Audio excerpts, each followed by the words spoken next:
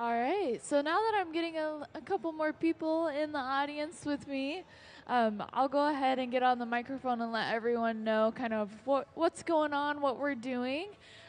We're making just some simple blown forms right now so that we can actually test color. So they're taking it off to the side, and they're going to be coloring it right now. And then we're going to just be breaking it off of the pipe after we label it and putting it into the annealer, which is this big black box that you see on the far side of the hot shop. The annealer is important because it's where we can slowly cool down our glass. So it'll stay in there usually overnight, and then we can pull it out and see it cooled down, just how this piece is here at the front of the hot shop.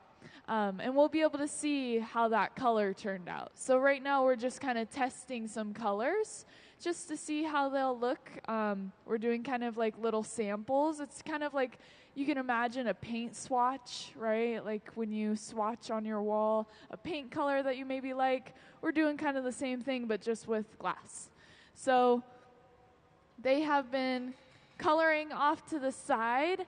They do it inside of this box that we call the powder box. It's specifically done in there because it's powder glass that we're using, and so we don't want to inhale it, and so it's constantly kind of being filtered and making sure that none of that powder that you're now seeing up on the screen is being inhaled by anybody, because what we do is we actually sift it onto the surface of the glass. So you'll get to see it now as we come back into the powder box. You can see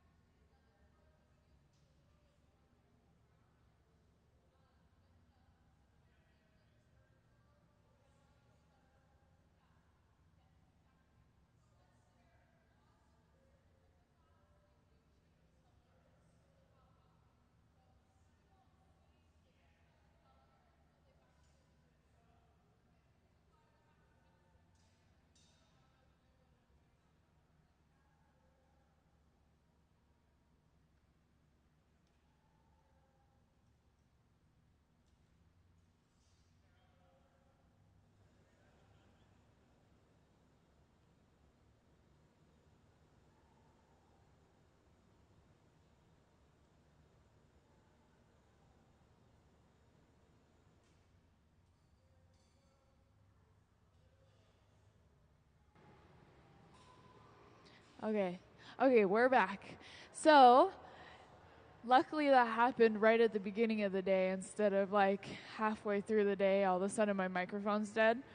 But you'll see that we actually have that color on there now, and he hit it with the blowtorch because this color in particular has what we call kind of a reducing agent to it. So the color itself is going to reduce and therefore kind of come up a little bit more metallic-y on the surface. And you can actually see it now already, how that color kind of has a different effect than it did previously. I know he also went in and kind of created a little bit more texture and a little bit more interest in the color by adding kind of little speckles of the certain color, like a little bit of speckling of the white maybe. But you'll see that we just break it off of the pipe, and it's going to go and be put away into the annealer.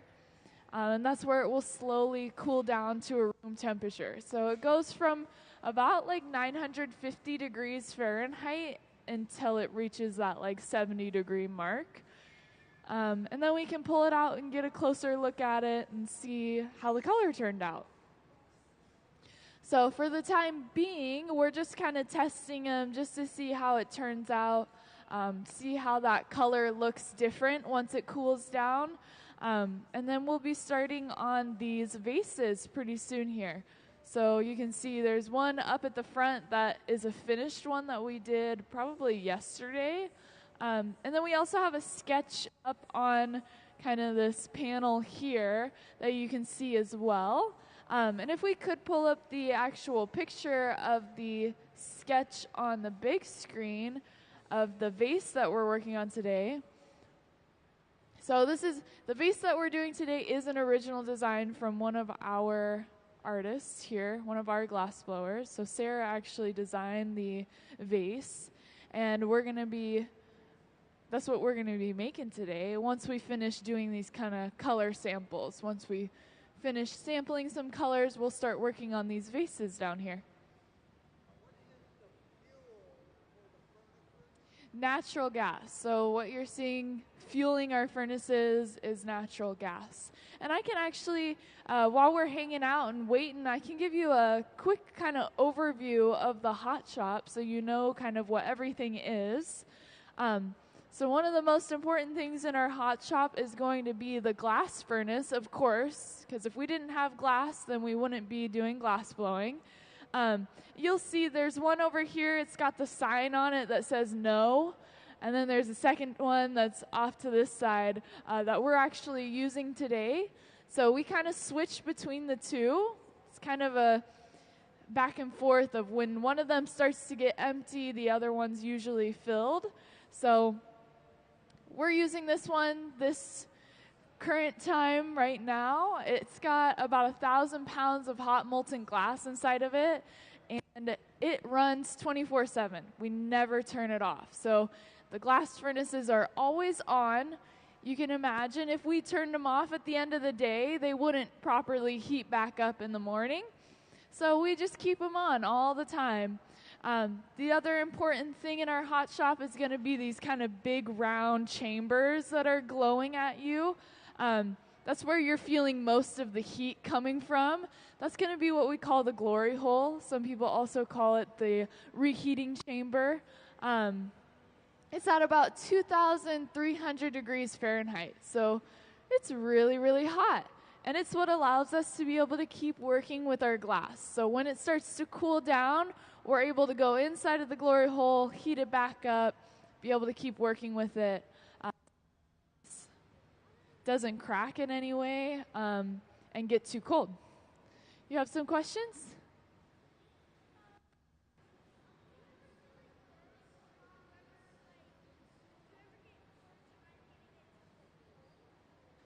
So I heard the first part of the question. Do we ever get burnt? Right? That was the first part. The answer is no, usually. Usually they're pretty safe, right? Because they're kind of like professionals. You know, this is their job. They know what they're doing. So they're pretty safe.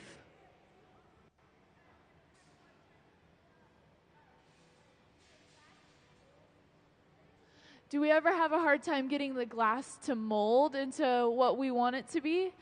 The answer is sometimes, yeah. Sometimes it doesn't do what we want it to do, and it can be pretty hard. But what makes it really nice is that we have lots of tools that we use to specifically shape the glass. And then the other way that we shape the glass is with our breath. So by blowing into the glass, we actually shape it, which you'll be able to see in a little bit here as we start doing some of our vases. You'll be able to see how we blow into it.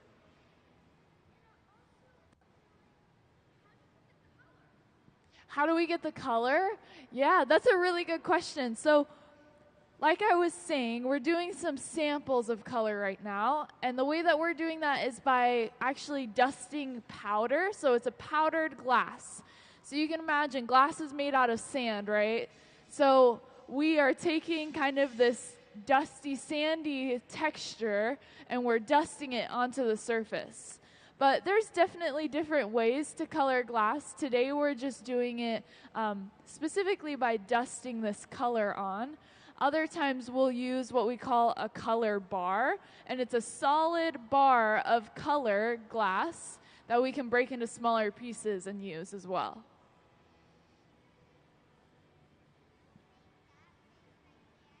Are we going to make that vase right there? Did I make it? I didn't make it, but they made it, yes.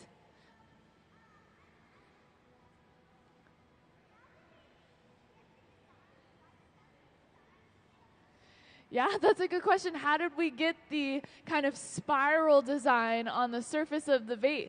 So you'll be able to see it when we start making one.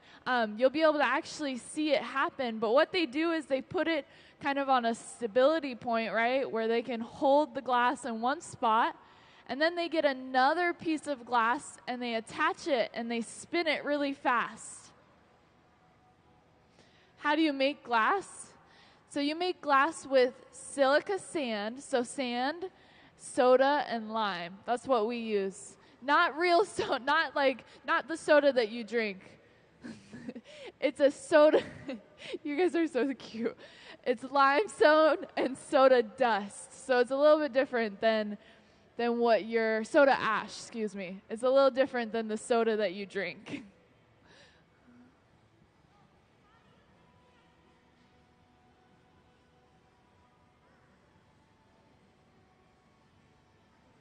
Oh gosh, it's so hard to hear them all the way up there.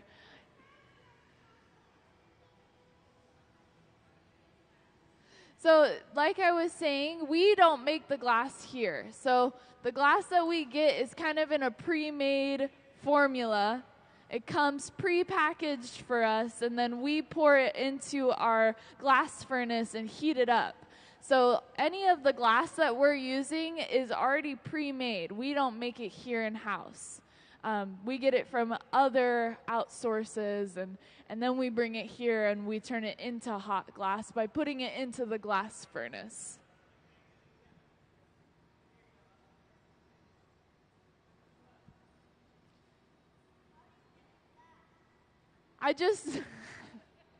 Goodness gracious, you guys. I'm going to tell you one more time, but you should open your ears, everybody. Okay, you guys are sitting all the way in the back, so it's really hard for me to hear you because I have all of these fans blowing in my face. So I'm going to ask you, pretty please, let's open our ears because I'm going to explain everything that's happening down here once we get started. So our glass blowers are going to start making stuff, and I'll be able to tell you what's happening. But like I said, we get the glass from somewhere else. So it gets pre-made for us, and it's made out of sand, so silica sand, soda ash, and limestone. So some ingredients that maybe you're not familiar with, but you can know that it's made from sand, right? And you know what sand is. You've seen sand on the beach, and it's very similar. It's a little bit of a different kind of sand, but it's the same concept. And what we do is we get that sand really, really hot, and it melts. It melts down into a clear substance that we can then use to create these different pieces of art.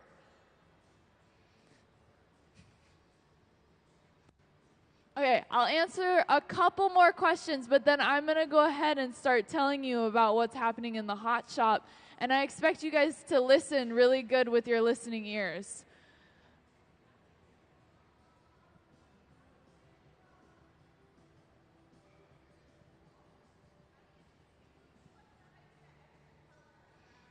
Yeah, so again, I had talked about it, but I guess you weren't listening. So what I'll do is when it happens, I'll make sure to point it out. But what we do is we attach a different piece of glass onto the vase, and then we spin it. So we spin the vase super, super fast, and it lets it spiral and wrap itself around.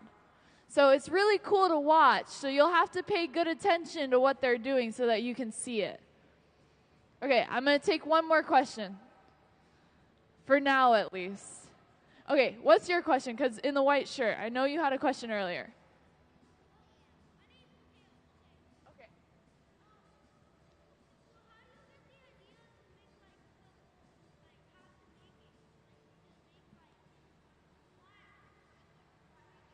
where do they get the idea, like the creative idea?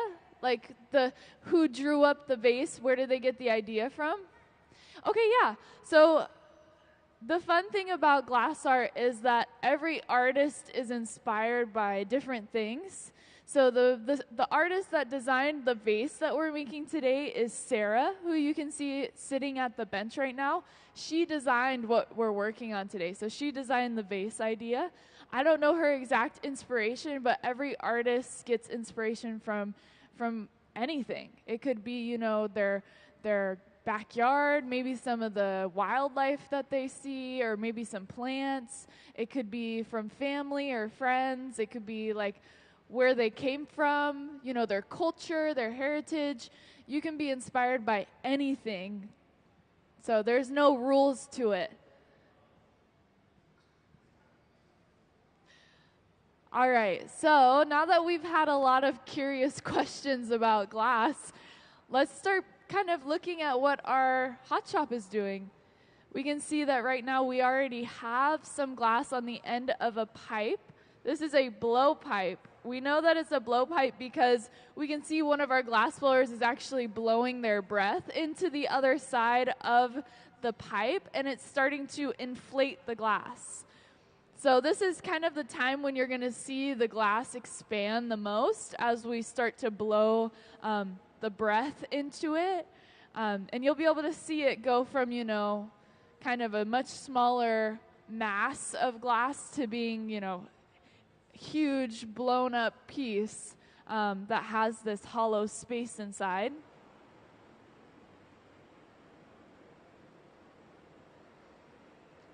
I also want to point out now that we have added color to it already. So color has been added. It's a transparent color. You can tell because of our finished product, right? We can see through it. So the green that we used was transparent. It wasn't an opaque color. So the color that we're using again is a transparent color. So you can see through it right now. But the color that we're seeing is very intense orange, and that's not fully accurate to the true color that it's going to be. The heat is distorting the color. So it's super, super hot right now. Again, we're working with, you know, over 2,000 degree temperatures, and so things are going to get a little bit distorted. But as we continue to blow air into it, and as it cools down, there's going to be moments where we'll be able to see that true color kind of show up a little bit more.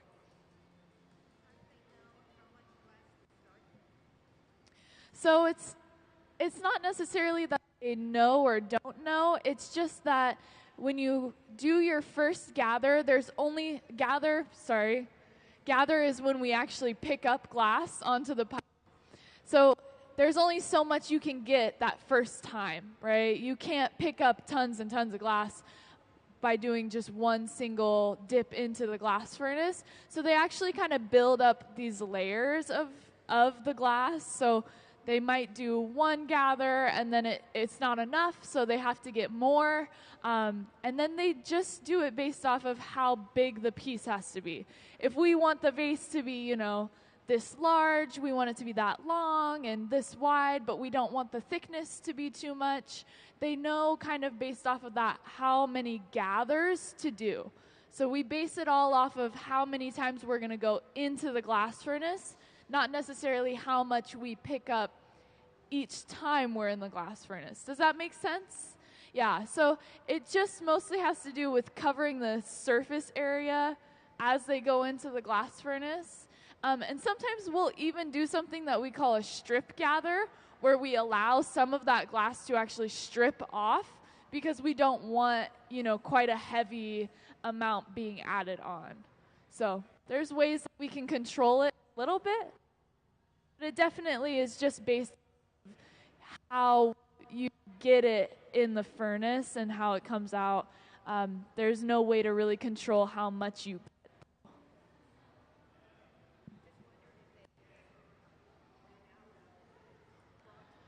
Oh, yeah. Yeah, no, not typically. Typically, we end up actually having maybe more than we need. And sometimes you'll see them like probably in our scenario, they'll get to a point where we're going to actually switch onto a new pipe so that we can work with the open end of the vase. And they usually even trim some of the glass off. So yeah, there's really not often when we find ourselves wishing that we had more glass.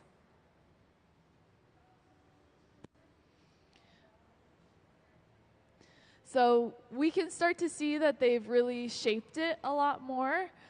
Sarah, who's sitting at the bench, is the one that's kind of manipulating and changing the shapes of the glass. So she's been going in with a tool that we call the papers. This is a stack of newspapers that we use to actually shape and manipulate the glass. And you'll see her going in once again with those newspapers that we keep just soaked with water so that we can use it on the surface. And at the same time, one of our other glass blowers, Gabe, is using a wooden paddle to actually flatten the bottom of the vase. So it's a little bit hard to tell right now, but that's actually going to be the bottom where the vase is able to rest on a table, on a flat surface. So if we look at kind of our finished one over here, we can imagine it being flipped the other way, and you can actually see how it would look kind of on the pipe.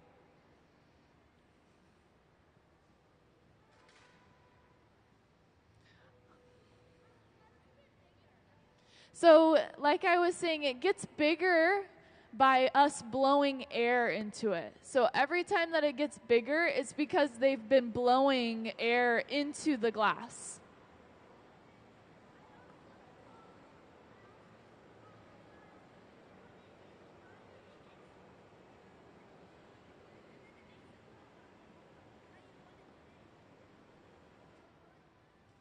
You're saying that when you saw it go into the furnace, it got bigger? Yeah, I mean, the color is always there. It's been there for a while now, but as it starts to cool down is when you start to see the color. And then when we're inside of that furnace, the shape isn't actually changing. So going inside of that furnace isn't going to make it any bigger or smaller. It's just heating it up so that we can then change it.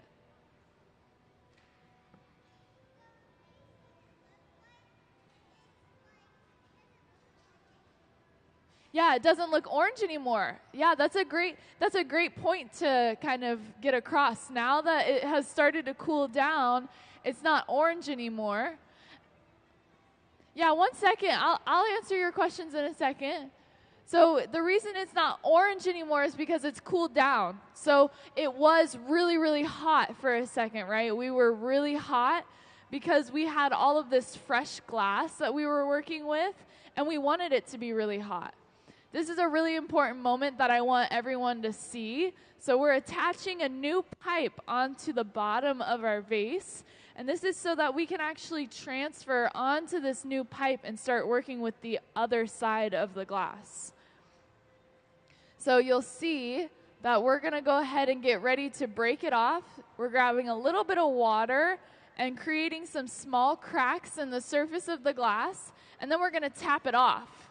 And just like that, it kind of pops right off of the pipe because we purposely made it really weak. So we weakened one part of the glass so that it would actually break at that location and be able to be transferred onto a new pipe. So we're now going to be able to start working with the open side of the glass. We're going to be able to actually kind of open up the mouth of the vase and kind of finish it off.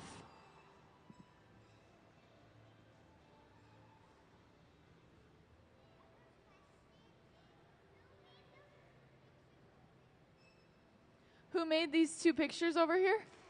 So one of them was done by Sarah. It's of the vase that we made today. And then the other picture behind it, the vases with the faces on them, those were done by our visiting artist that was here last week. His name was Corey. So he drew those. Yeah, they are really talented. They are very talented. And it took a lot of practice for them to get this good at what they do, right? It's years and years and years of practice. Yeah.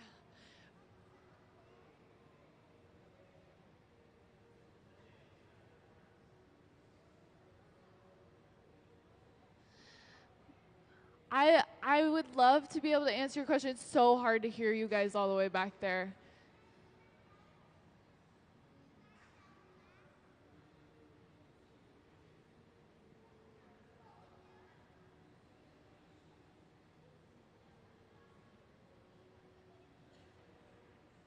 Oh gosh. It's so hard to hear any of you guys because I just have a bunch of fans blowing up in my face, so I can't. If you want to come closer or if you can yell it as loud as you can, I'll be able to answer it. But I don't mind if you come closer.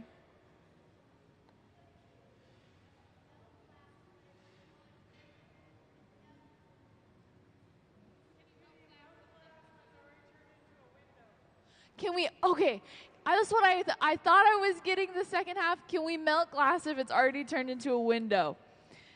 Technically, yes. I think that you could.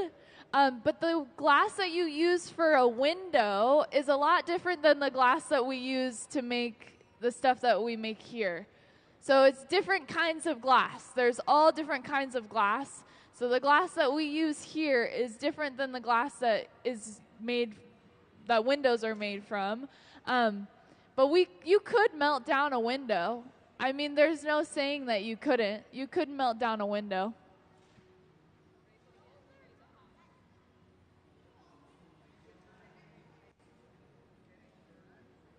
Are there any cases of people getting burned? Not typically. So a lot of people like to ask, why aren't they wearing gloves? Where's their safety, precautions and all that? We like to remind people that the glass is what's hot and that the tools get hot when they use the glass and kind of manipulate it. So they're trained enough, right? And they're professionals. They've done this for so long that they know where it's safe to grab and where it's not safe to grab. So the only time that an artist would probably get burned is if they grab their tool the wrong way, not necessarily by touching the glass or something like that. And they're pretty aware of, what is hot and what isn't hot. So the cases of anyone getting burned is really low. The other thing that I always point out is that although it may not look like they are wearing anything protective, we're all wearing, cotton t-shirts. They're wearing some form of eye protection. So that's why everybody's got some sort of glasses on their face, is to protect their eyes. And then you'll see Sarah right now is actually wearing a sleeve. So that sleeve is protecting her arm from the heat that's radiating off the glass. And then we'll also use what Gabe has in his hand right now, a wooden paddle. We'll use that paddle to protect one another as well. So he'll actually go in and sometimes, block the bear skin from hitting or getting close to the glass and letting that heat radiate onto it.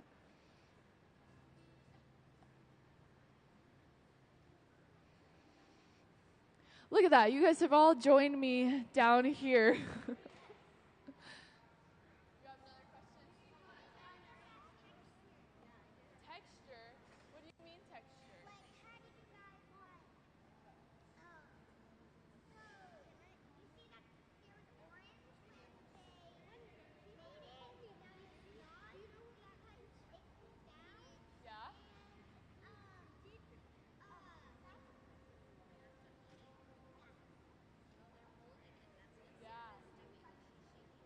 Yeah, so Sarah, who's been sitting here at the bench, she's the one that's been shaping it the whole time. So she's been using different tools to shape it. And I want to point out really quick, we're adding those stripes, that kind of patterning with that glass right now. So I wanted to just point that out, since a lot of you guys were asking, how did we add those stripes on? So you can see we just used some glass on a different pipe, and we attached it and then kind of spun the vase so that we could spin it onto it and create that new pattern.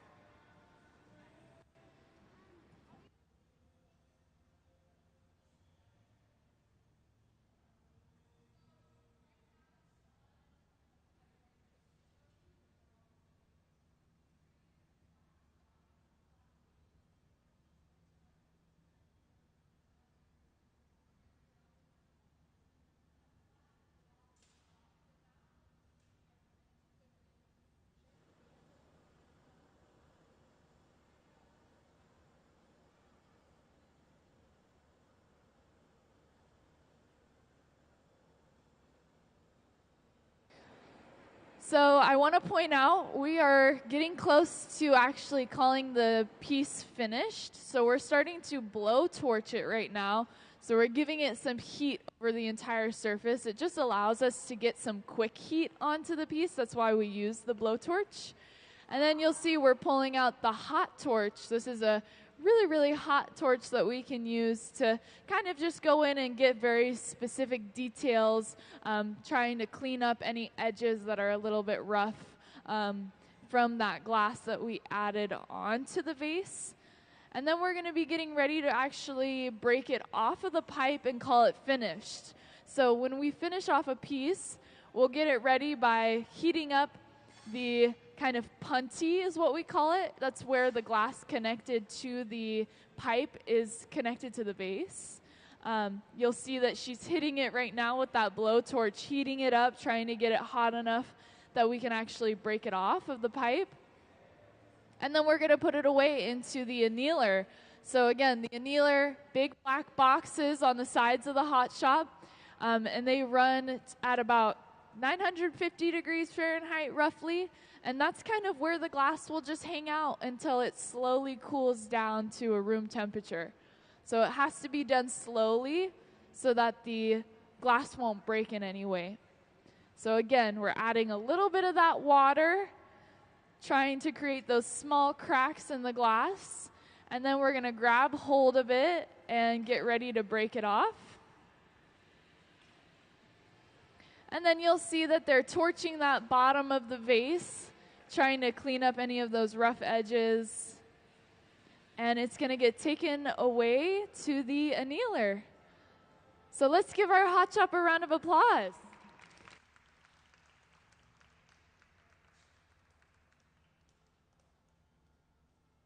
So, like I had mentioned, we're going to be working on these all day today. So it's finished one, but don't worry, we're going to start on another one. So if you want to see it happen all over again, or maybe you joined us a little bit later in the process, we're going to be starting on another one shortly here.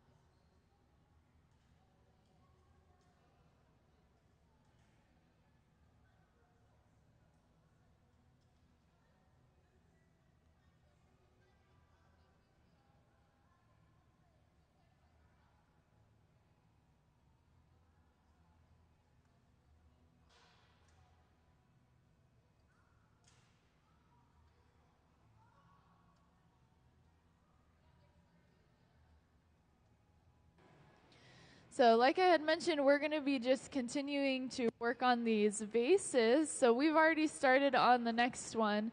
And what you'll notice is that we had a little bit of clear glass on the end of the little pipe that we then added color on top of. So we created kind of this little hat of color by actually dropping that hot color onto the surface of the clear bubble. So I want you to see, you can see it up on the camera pretty well. When Nick comes out of the glory hole, out of the heating chamber, you're going to see that he's going to be spreading this color across the surface.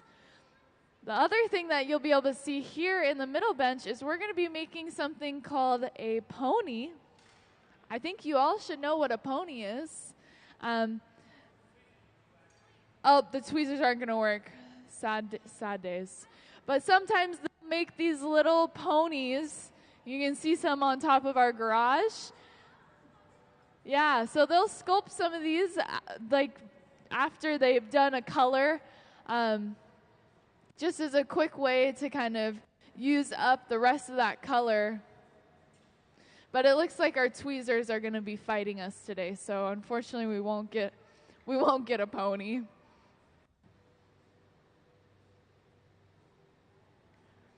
But you'll see Nick is coming over with the beginning of our vase. So you can see that we now have a color across the entire surface of our clear bubble. And we're going to go inside of the glass furnace and we're going to get a new layer of hot glass. So you'll see he's inside of the glass furnace, gathering a new layer of hot glass. And when he comes out, you can see all of that hot molten glass that we've added onto the surface.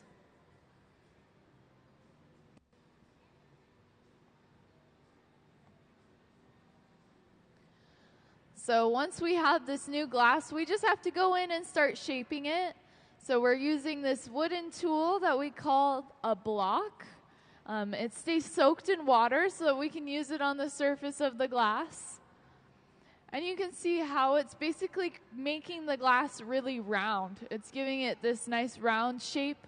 And it's also making sure that our heat distribution is even across the entire surface of the glass.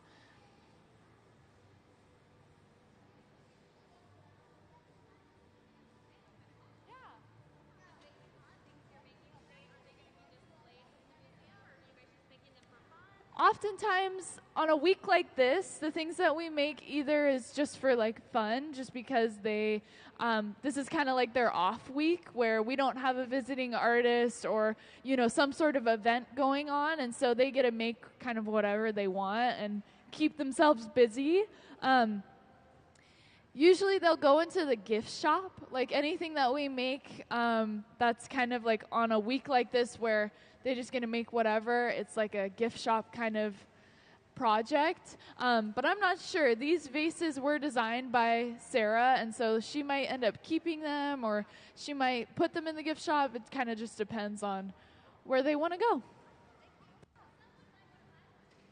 Yeah, right? I mean, we have plenty of stuff. Like, we have pictures and vases that we've made in previous weeks that are hanging out in the gift shop. Yeah, the hot glass, I know. It looks like lava just because of how hot it is.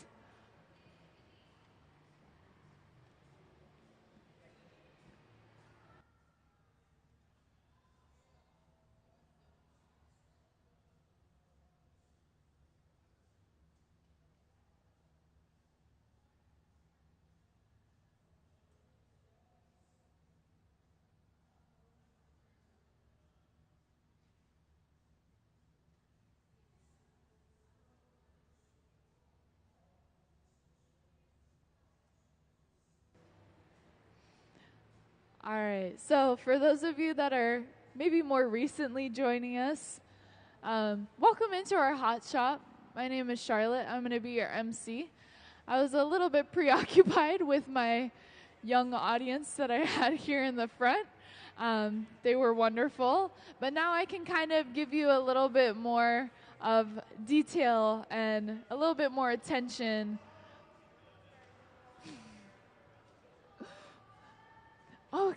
we got a new audience. But just so you know, kind of to give you a little more context into what we're doing today, we're working on these very beautiful vases. We actually have one on display here. And then we also have a drawing, like a sketch up of it as well. These were designed by Sarah, who's actually currently sitting on the bench. She's the one kind of shaping and molding the glass today. So she designed the vase, and then we're kind of just making them, working on them. You can see that it's got quite some fun elements that we're adding to it. And we've already gotten started on the next one, so you'll be able to see kind of where we go from here as we continue to expand it. We're going to let the size increase by blowing air into the glass.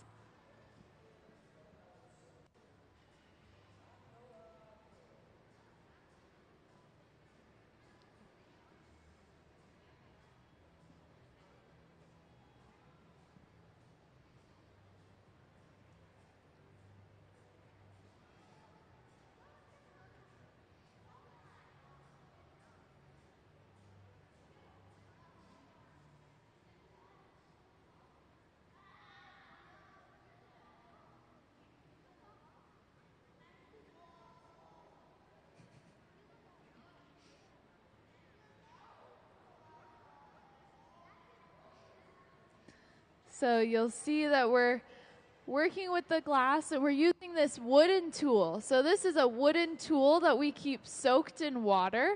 This is what we call the block. And then if you look, you can see that we're starting to blow air into the glass. So one of the glass blowers is actually blowing his own breath into the opposite side of the pipe. And that's what's actually going to inflate and expand the glass. So we're going to see it start to grow in size as that air gets added into it. So this is the part of the piece, the artwork, that is the most interesting to watch, especially just because we can see it grow as we blow that air into it. So you can see he's blowing air into it, and you can watch the glass start to expand as that air starts to enter the inside of the glass. And you'll see we're now using that blowtorch, everyone's favorite. When we pull out the blowtorch, it's a good time. And we're just giving some heat to the glass. So the blowtorch that we use is roughly the same temperature as this huge, glowing furnace that you see. So this reheating chamber that we're using, this glory hole is what we call it. It's about the same temperature as the blowtorch. So we're able to get some heat pretty quick onto our piece. You'll see now we're adding something that we call the jack line. This is really important because it's creating a weak spot in our glass. So eventually we're going to want to break our glass off of this pipe so we can transfer onto a new pipe. And so we're creating a neckline, basically the opening of the vase, and eventually where it will be broken off from.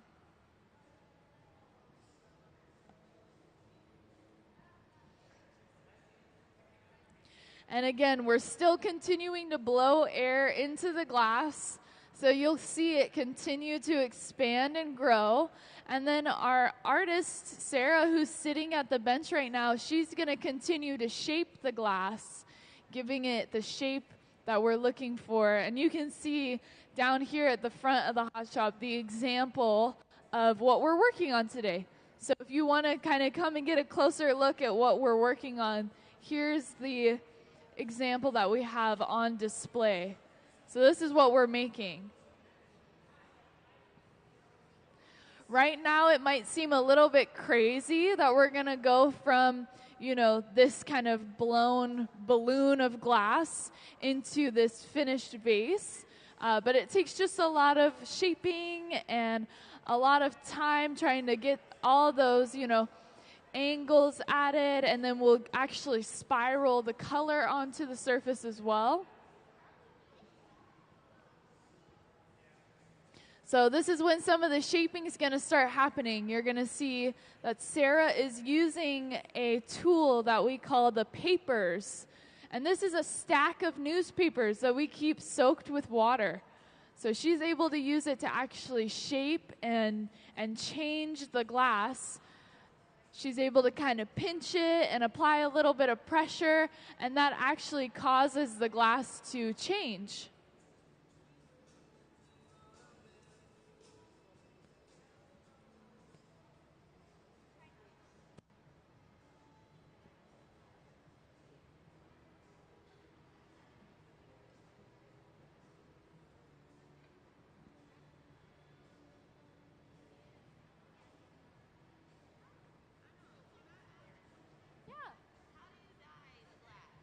Yeah, so you use the term dye, which I think is interesting because oftentimes people think that we do use some sort of dye, but it's actually minerals that color the glass. So the different mineral that you add to it is going to actually change the color of the glass.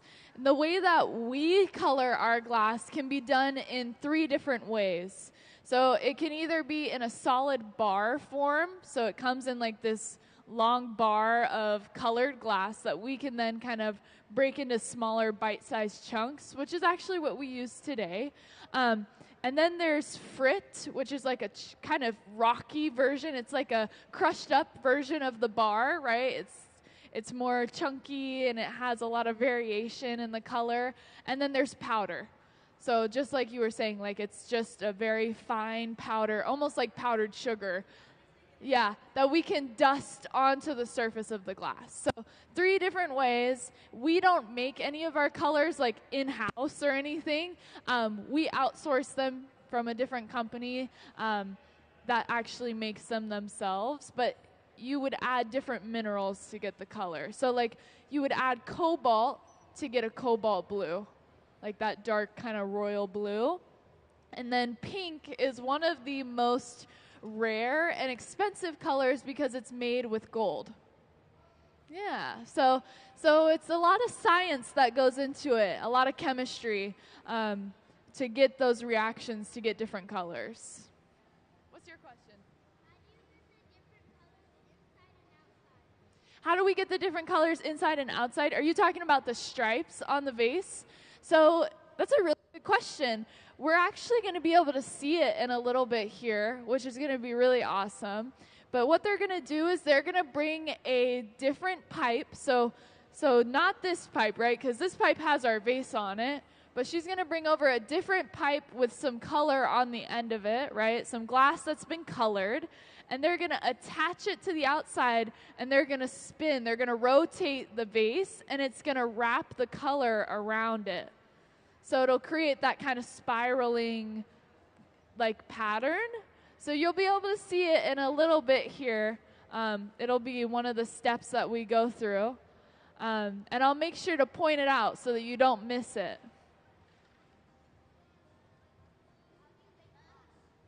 How do we make glass?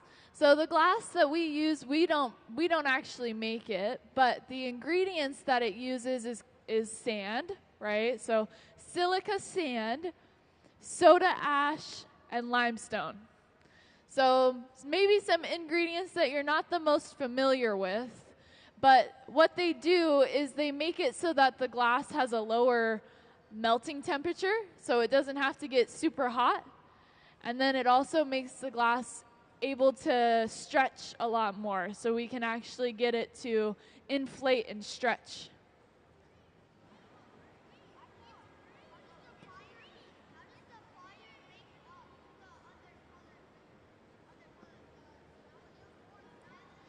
Yeah, so that's a good, I guess we're all seeing that the vase is now green, right? And it's not orange like it was before. So does anybody have any guesses? Any guesses why maybe it went from being orange to green? So that's a really good guess because of the heat and how much movement. And you're technically right. It's because of the heat. So when the glass was super, super hot, it was orange, right? It was orange in color.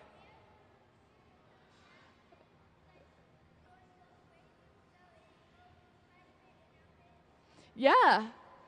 Yeah, I like that. All the air that's around us is starting to cool down the glass, right? So all the air, and we have a bunch of fans down here that are keeping all of us nice and cool. So all the air actually caused the glass to cool down, and now we're starting to see the real color. So the color is green, but when it's really hot, it looks like an orange, and that's just because the heat distorts the color. So it makes us see a color that it's not actually going to turn out to be. I want to point out for everybody to see, this is one of the most fun parts that we get to watch. This is when we switch onto a new pipe. So you can see we attached a new pipe onto the bottom of the piece, and we're adding a little bit of water. And watch this, we're going to break it off. So just like that, they tap it off of the pipe, and we're onto a new pipe. And this is so that we can start working with the other side of the glass and start opening up our vase. So you can see she's going to be able to go inside of the vase because we have a hole left over from where it was previously connected to the blowpipe.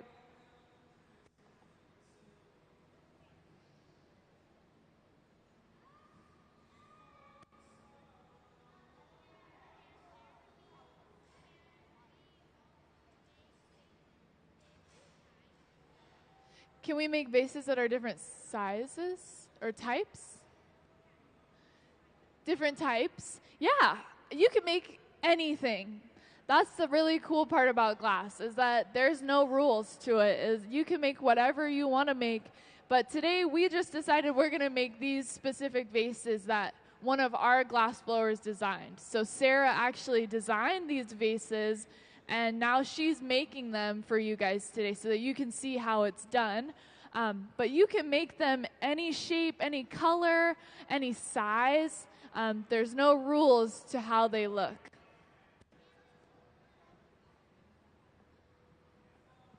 So I want to point out, everybody's been asking, how do we add these spirals onto it? So I'm gonna go over this one more time. How do we add these kind of lines onto the vase, right? How do we get this texturing? We're going to be able to see it in a second here as we get ready. One of our glass blowers has some glass on the end of a pipe and is starting to color it. So he's starting to add some color to it off to the side. And when he's ready, we're going to bring it over and we're actually going to spin it onto the surface of the vase. So right now, we're just preparing the vase. We're getting it all ready. We're trimming the opening. We are starting to open it up and get it, to the desired shape that we're looking for. And then we're going to actually add these lines onto the surface.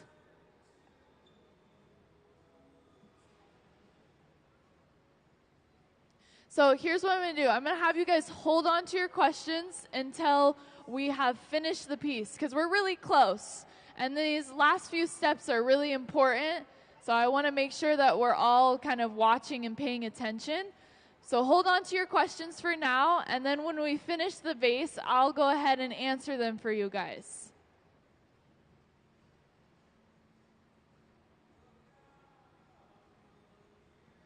So can you see how the glass has turned orange again? And so half of it is green and the other half is orange.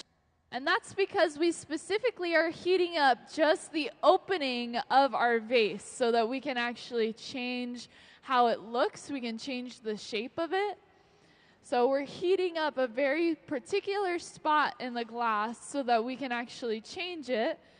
And you can tell that it's getting really hot because it changes color. We go from it being that green color to that orange once again.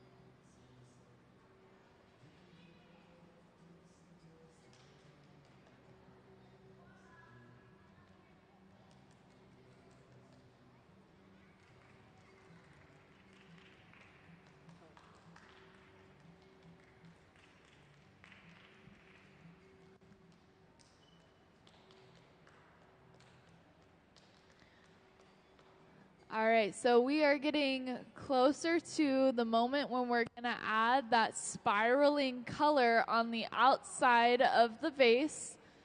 So it'll look a little bit different than the one that we have on display because we actually want it to look more like this drawing. If you can see the sketch back here, we want it to look a little bit more like that. So it's going to have just a few spirals in the center versus, this one has spirals across the entire thing.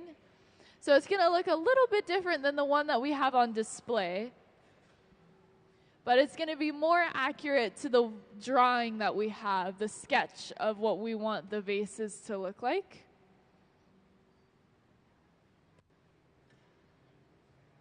Like I said, I'll answer your questions as soon as we're finished. So just keep it in the back of your mind. Keep it in your mind, and then when I'm done, I'll go ahead and answer them.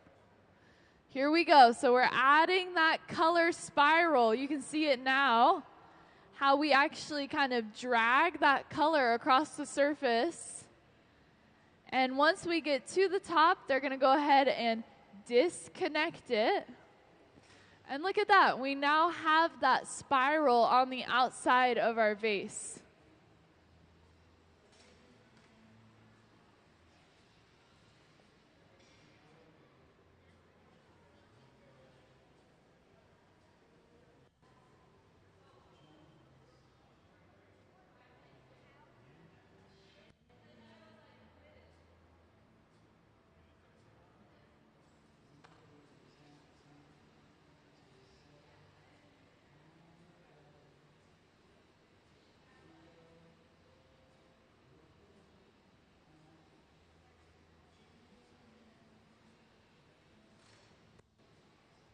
So we just went ahead and used our super hot torch just to make sure that any of the edges have been cleaned up and that we don't have any sharp edges left over. And we're going to start getting ready to go ahead and break the piece off of the pipe and put it away. So this is really important because our glass can't just sit out here and cool down. It actually has to go inside of this special box that we call an annealer, which is kind of these big black boxes that you see on each side of the hot shop. One of them's actually open right now and has some finished pieces in it, and the other one is closed, and it's really nice and hot. So we actually put our glass inside of the annealer, and it slowly cools down to room temperature, usually overnight. So we're talking like 12 hours. We'll actually let it sit in there and slowly cool down. And that's to ensure that it won't break in any way or crack or anything. It keeps it nice and safe and lets it slowly cool down. So we're adding that water once again, getting ready to go ahead and break it off, call it finished. And you'll see that we kind of tip it upside down and we're going to tap it off. And then we're torching the bottom just to clean up any of that leftover glass. And we're going to give it a stamp onto the bottom as well. And it gets carried away to our annealer. Yeah, round of applause.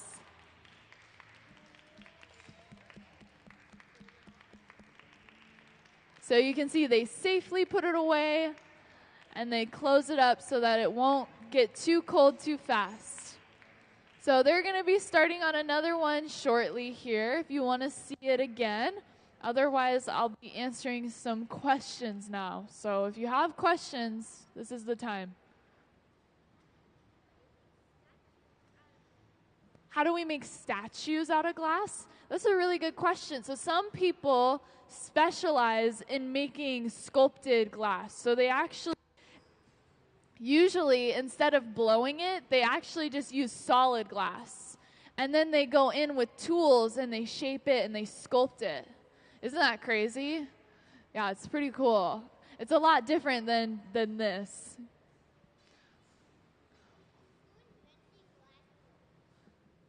So I don't think necessarily we can say it was one person, right? It was invented hundreds and hundreds and hundreds of years ago, really long time ago. And it's a Venetian art form. So it started a very long time ago, and it looked a lot different than this. They would make these very fancy goblets, which are a special type of glass, so like a drinking glass. But you can actually, there's a whole wall that tells you all the history of glass blowing if you wanted to read about it. But there's not necessarily one true person that invented it.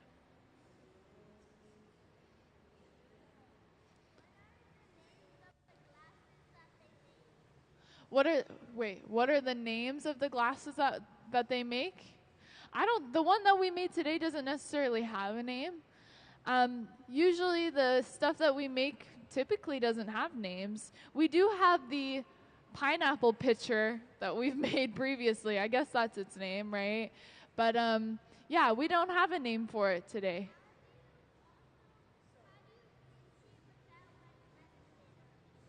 How do we pin? Wait, how do? Yeah, yeah, it's a lot of practice. Years and years and years. You got to remember that these glass blowers have been blowing glass for like 20 plus years. So really, really, really long time.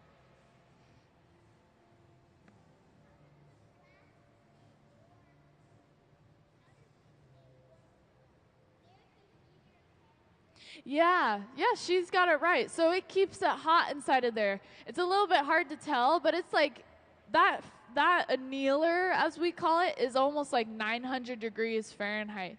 It's super hot, and it's keeping the glass at a stable temperature because it has all these heaters inside of it. So it was a little bit hard to see, but it keeps itself hot.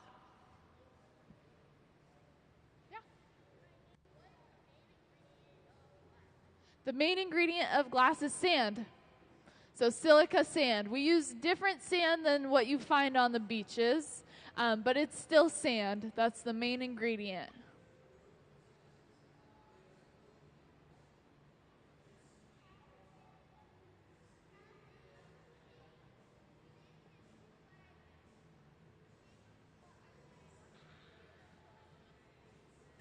Unicorn? Did I hear unicorn? Okay. Yeah. So that's a really good question. I was kind of answering it a little bit over here, too. He asked, how do sculptures get made, which is very similar. We actually won't blow it. So you saw how the vase was a blown piece, right? We blew air into it. We actually would use solid glass. So there would be no air inside of it. And that's how we could make smaller pieces. So do you see all the ponies on top of the garage here? So those are made out of solid glass. They are not blown. So they are able to be a lot smaller than the vases are because we don't have to blow any air into them. So we can sculpt it by using special tools, and we use the solid glass, and we kind of stretch it and pull on it to get it to shape into a pony or even a unicorn, because you could add a horn to that and it would become a unicorn. Do you guys have any other questions for me?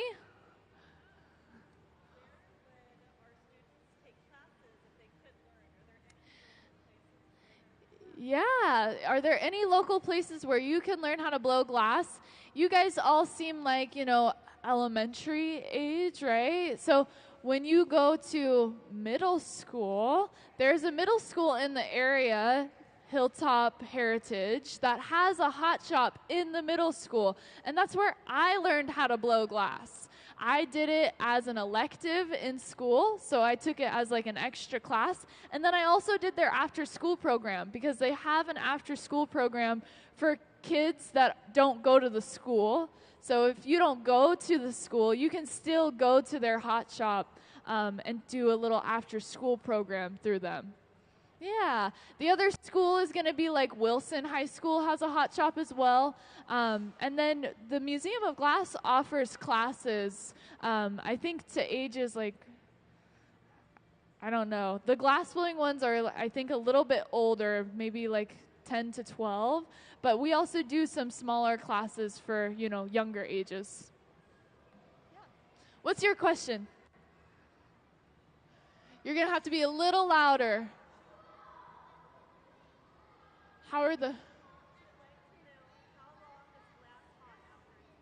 How long is it hot after it's made? That's a really good question. So the glass that we made is going to stay hot for about like 10 to 12 hours.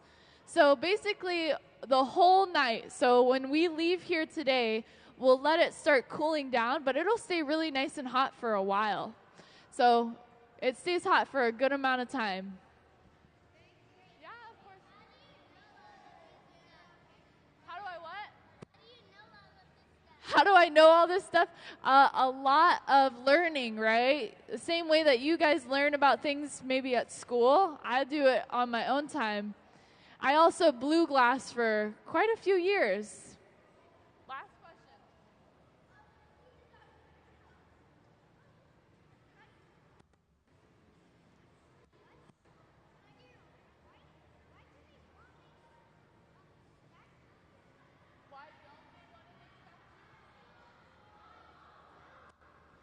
Why do they? Well, I think that everyone makes their own individual stuff, right? You can make anything, so. Yeah.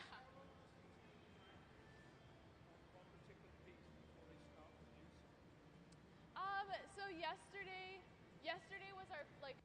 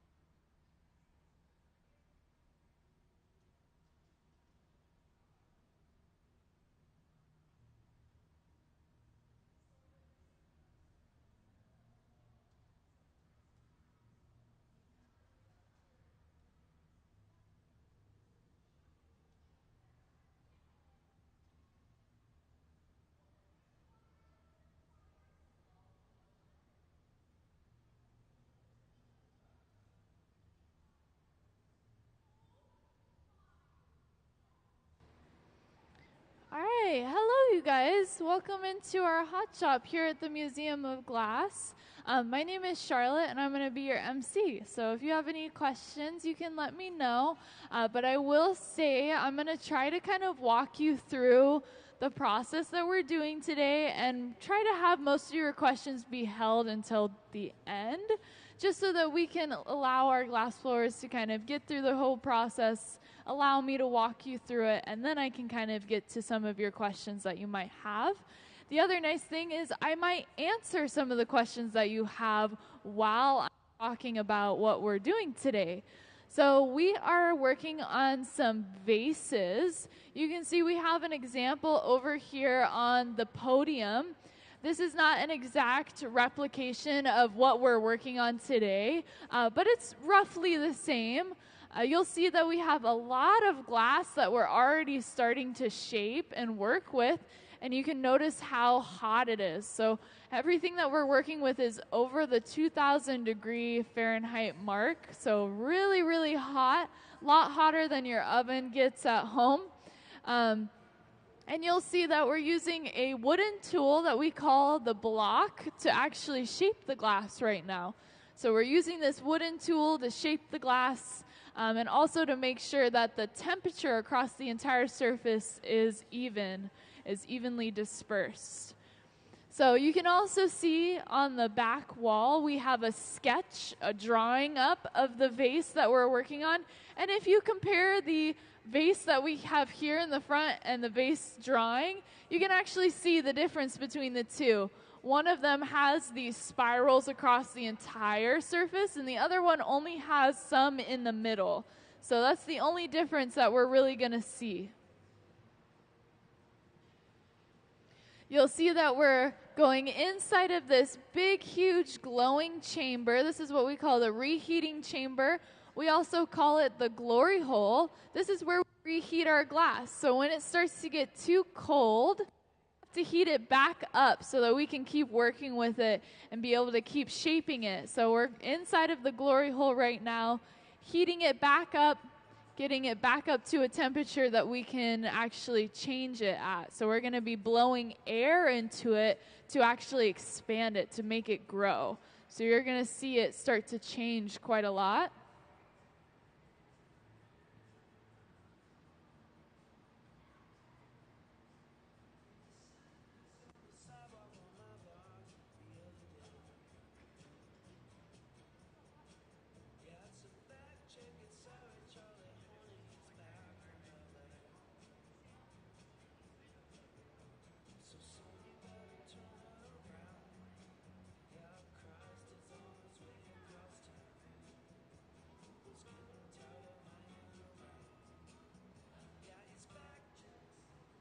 So you'll see that he's starting to blow some air into the other side of the pipe.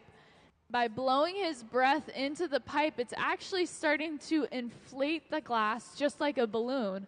We're able to start blowing it up and filling it with air.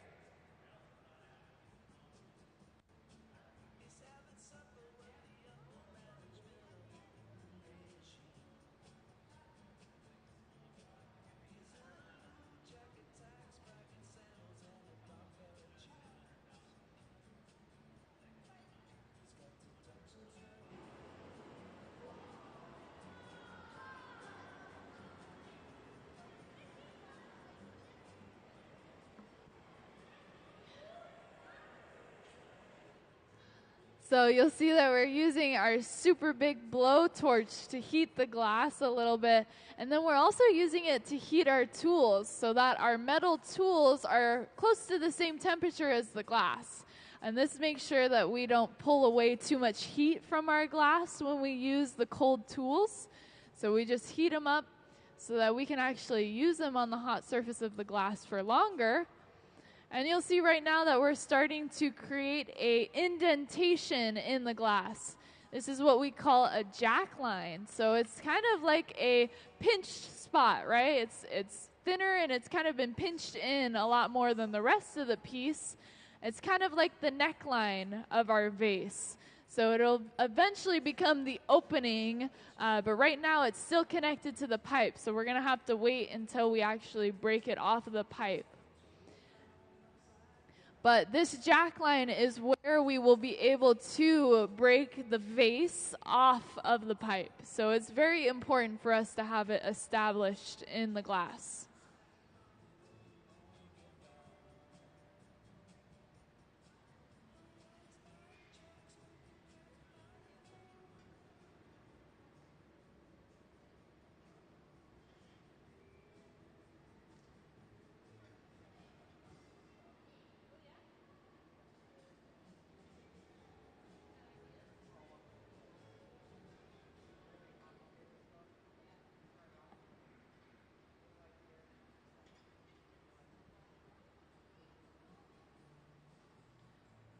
The other thing is that you'll notice the glass right now looks to be kind of an orange color, and that's just because of how hot it is. So right now it looks to be orange, but in reality, when it starts to cool down, the color will actually change, and we'll see a new color start to show up.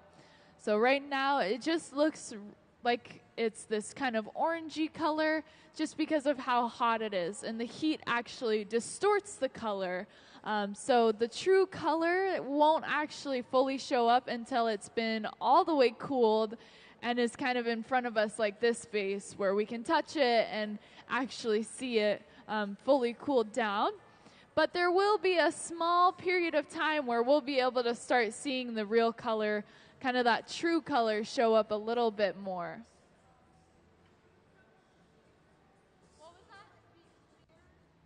No. So it is not clear. We actually added color. That was one of the first things that we did. We added color to the glass. And we can tell that it's not clear because if you look down towards the bottom where the glass actually meets the pipe, you can see where that color actually begins. If it were clear, we would be able to just see straight through it and there wouldn't be any sort of color happening. I'm not too sure. They've been working with a green, but I think this one might be more of a pinky red color. But it's definitely really hard to tell until we get to that point where it's gotten cold enough that we both can see the color. So it's a lot of fun to kind of just hang out and wait and see that color once it starts to cool down. But we were working with a green previously that turned out to be kind of this color. But I do believe that we switched over to more of this kind of reddish color, but it's still transparent, so it's not an opaque color. You can see through it. All of the glass that we get out of our glass furnace, though, is completely clear, and then we actually have to go in manually and add the color to it. So there's no glass that's already colored. We actually have to then go in, add the color ourselves, which we have already done to this piece. It's one of the first steps that we do.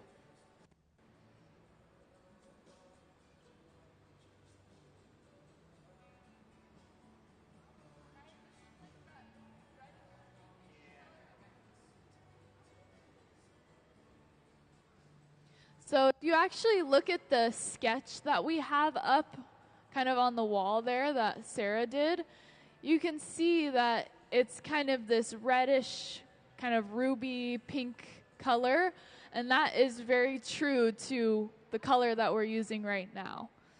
So if you start to look at the glass closely, we're going to start to see that color change quite a bit. So we're going from what was very orange in color to now a very kind of ruby, like red slipper color, right? This very kind of darker, reddish, pinkish color.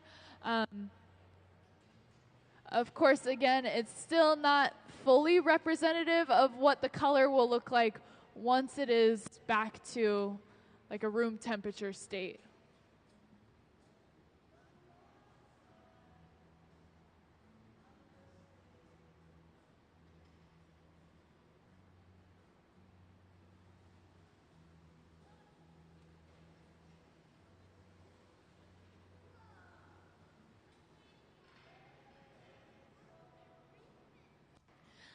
So this is really important. We're going to actually be flattening the bottom of the vase. So right now we're working with the bottom of our vase because the open part, the mouth of our vase, is still connected to the pipe actually. So we're flattening the bottom right now with a wooden paddle. You can see that once we have this flattened base, we're going to be able to get ready to actually transfer onto our new pipe. So we're going to be attaching a new pipe onto the bottom of the vase so that we can start working with the other side and start opening it up and creating the actual mouth, the opening of our vase where we would be able to put our pretty flowers in.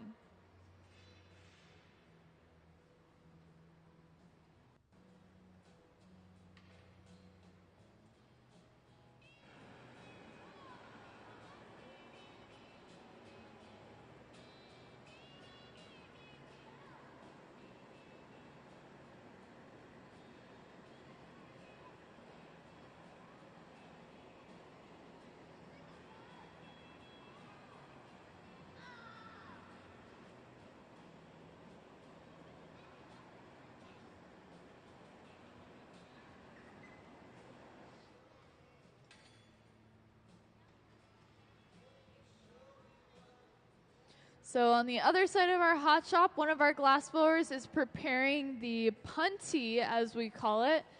This is a small amount of glass that we have on the end of a solid pipe because we won't be needing to blow any more air into the glass. And we're going to be attaching it onto the bottom of our vase. So where we have flattened it off, we're going to attach that new pipe.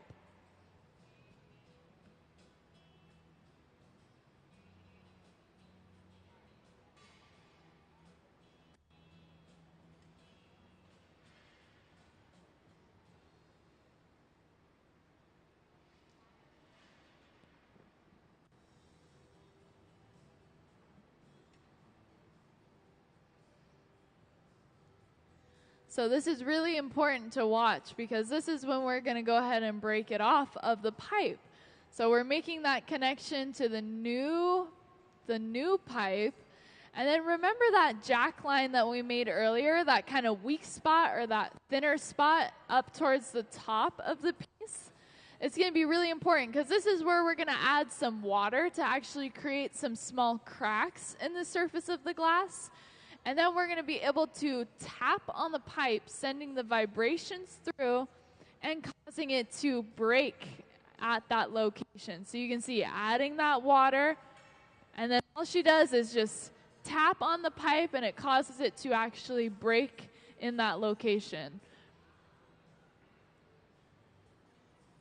It's pretty cool to see when they just tap it and it comes right off of the pipe. So you'll see that we're now working with the other side of our vase. We're no longer working with the bottom. We're starting to now work with the opening of it. Yeah, the top. So she's going to make some small adjustments to the placement, and then we're going to start to open up the actual mouth, the opening of our vase.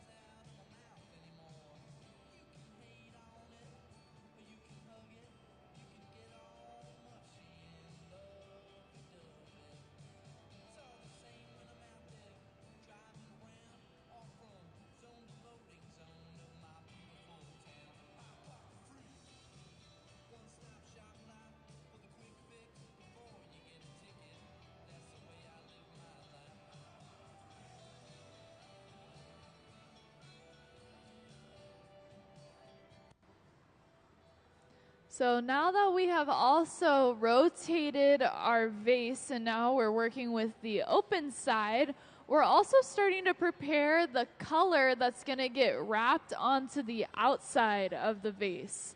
So one of the most important details that we're all seeing in the drawing that we have and also the display piece is that it has this spiraling wrap of a different color on the outside. And so we're starting to prepare the glass for that now off to the side. And then we're going to be bringing it over and wrapping it onto the outside of the vase. What's really important to notice right now is that it's going to be a little bit different than the one that we have on display. It's not going to be, this spiral across the entire surface of the vase, but instead it's going to be more like the drawing, the sketch that we have of the finished piece. So it's going to have just the wrapping of the color mostly in the center of the vase. So a little bit different than what we're seeing here at the front of the hot shop. You'll see that Sarah is pinching at the opening, starting to kind of pull that glass away, and it's going to actually get ready to trim it off. So we're kind of trimming off some of this excess glass that we don't necessarily need. So this is really important because it gives us a clean edge, and then it also makes it so that we can get rid of any excess glass that maybe makes our piece too tall. So if we have specific height requirements and we're trying to get it to be exactly, 16 inches tall, we can actually trim away some of that extra glass that makes it taller than what we want.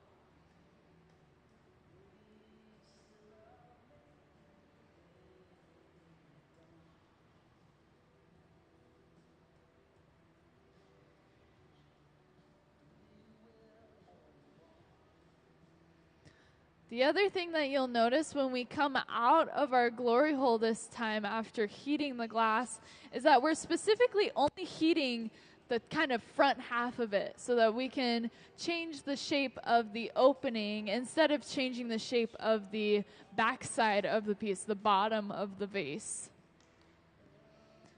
So you'll see that she's going from the inside of the vase and starting to kind of fan it open, applying some pressure, starting to open it up and create that shape that we're looking for.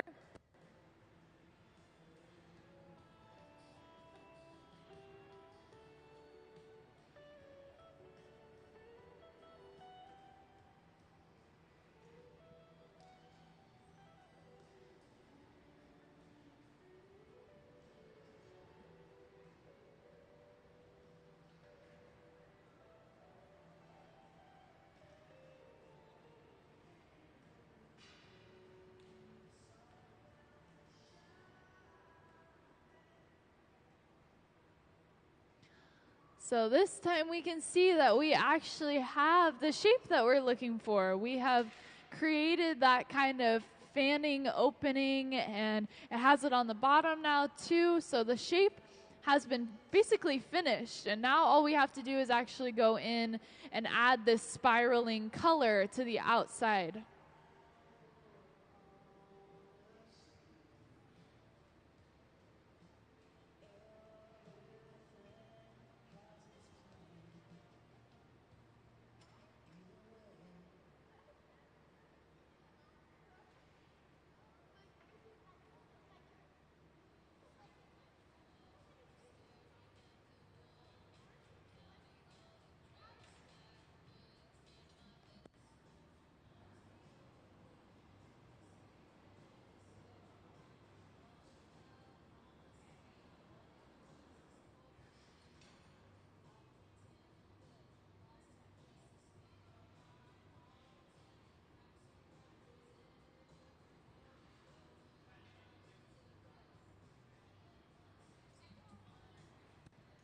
All right, so here's the part we've all been waiting for. We're going to start attaching that color spiral onto the outside of our vase.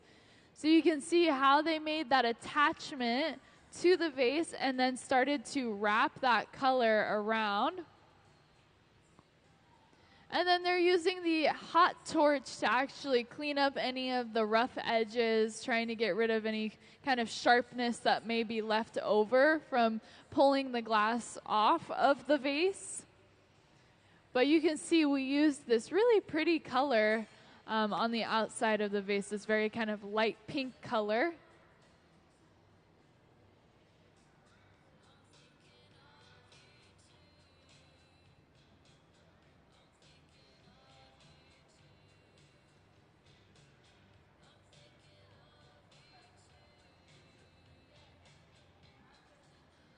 So we can now see that spiral has been added on, and we're going to be getting ready to call this vase finished. So we're going to be able to see it get broken off of the pipe and put safely away into what we call the annealer. The annealer are the big black boxes on either side of the hot shop. We're going to be going into this one on the left side. And that's where we put our glass away once it's finished so that it can slowly cool down in a controlled environment.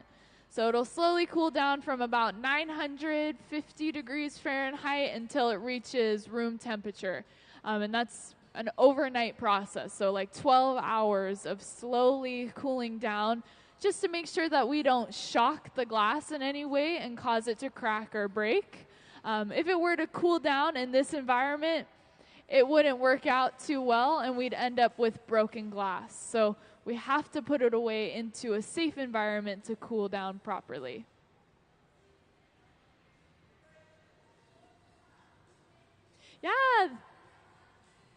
Yeah, any questions that you guys have, I can take them now while we're finishing up. I saw your hand first. Have they ever burned themselves? Well, it happens every once in a while, but they've been doing this for a really long time, and so they're pretty safe, and they know how to handle everything properly. It's not lava. It looks a lot like lava, but it's very different than lava because it's made out of sand. So it's actually made from sand that's been melted down, but it's not lava, I promise. What's your question? Once we're done heating it, so they put it away. You see it getting put away now, and then it'll slowly cool down, and then we'll start on another one. So we'll make another one.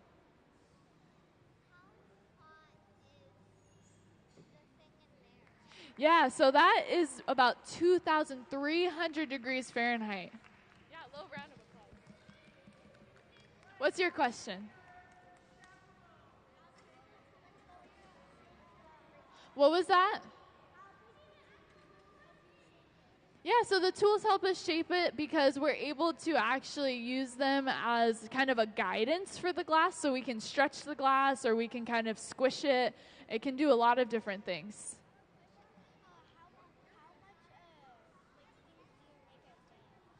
It depends on what we're making. Sometimes we make 20 different things, and sometimes we only make 2 or 3 different things. Just depends on. This is just leftover pieces of glass. What's your question? My question is, what color is the next for the next one? I think it's going to be the same color. Yeah.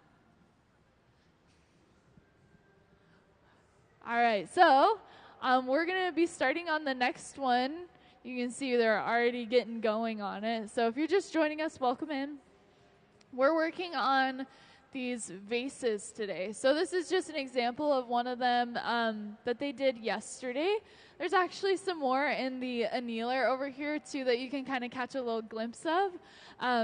But we're actually going to be doing them based off of this drawing that you can see.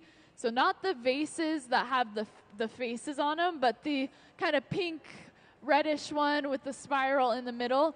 So they're very similar, but a little different because we're actually going to be just kind of keeping the spiral to just the center of the vase. But this is a original design from one of our glass blowers here at the museum. So Sarah, who's off to the side taking a little break before we start the next one, she's the one shaping them and actually creating them, and she actually designed them as well. So that's what we're working on today. The one that we're going to be doing is going to be very similar in color to the drawing. So kind of this deeper reddish, almost pink color that is transparent. So you'll be able to actually see through it, just like this one here. And then the spiral that goes around is this light pink, opaque pink color.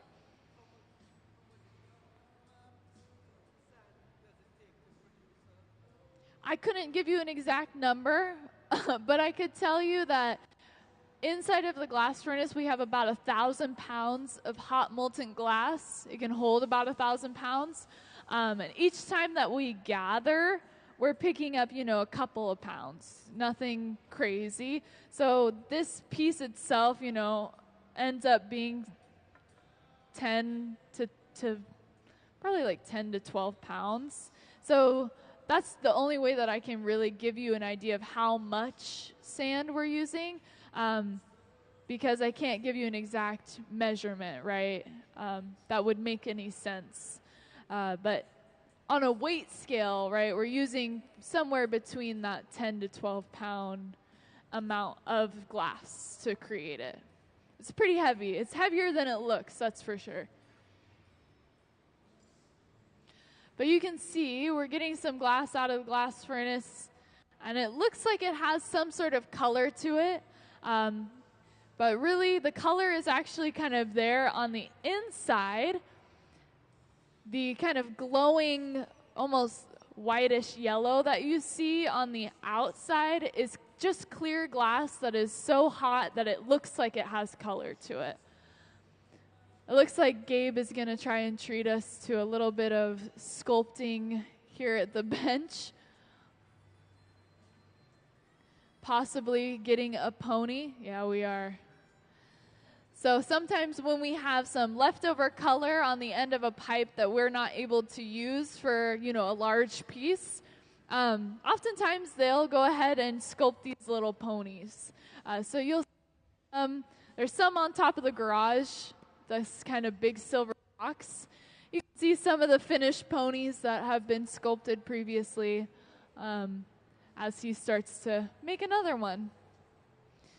So the pony will have that kind of reddish pink color that I was talking about on the inside, just because it was some leftover color that we wouldn't be able to use on a large piece, like on one of our vases.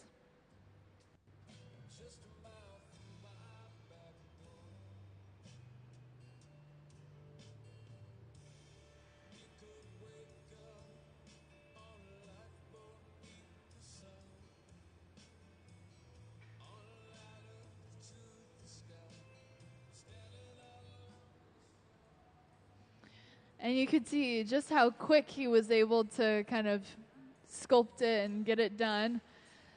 And it'll probably get put away into the garage, I assume. Oh, there you go. There's the little pony.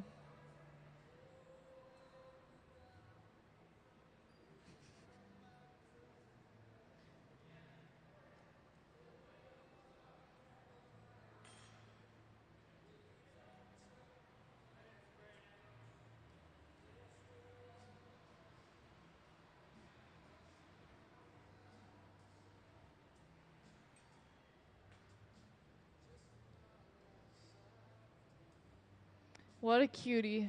Off it goes.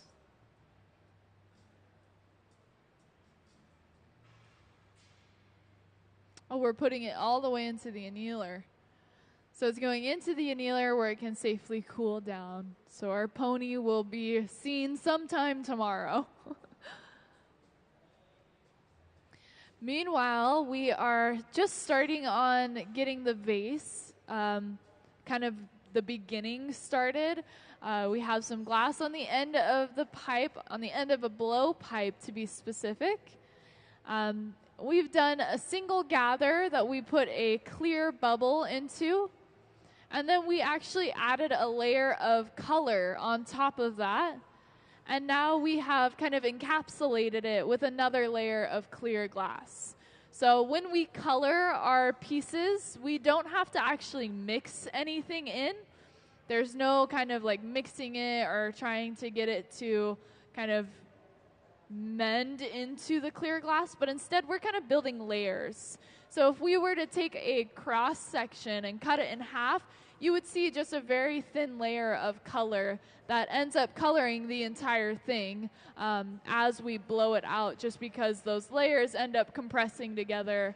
And so the color is actually sandwiched in between that clear. Where do we get colors? Yes.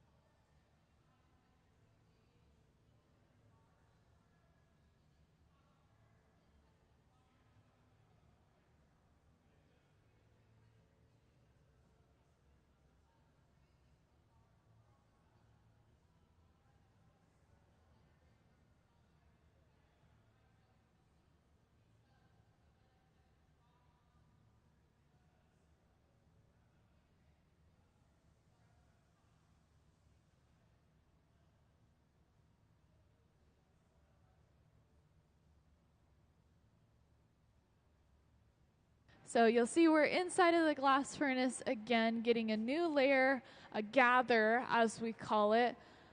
And we're actually doing a strip gather where we allow some of that fresh glass to strip off of the surface.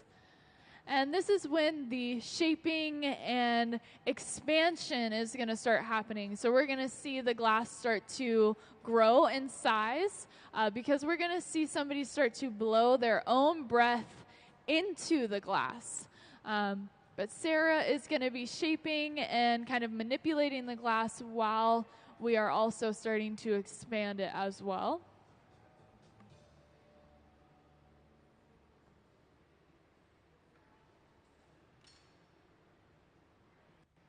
And just quickly taking a little pit stop over here at the pipe cooler.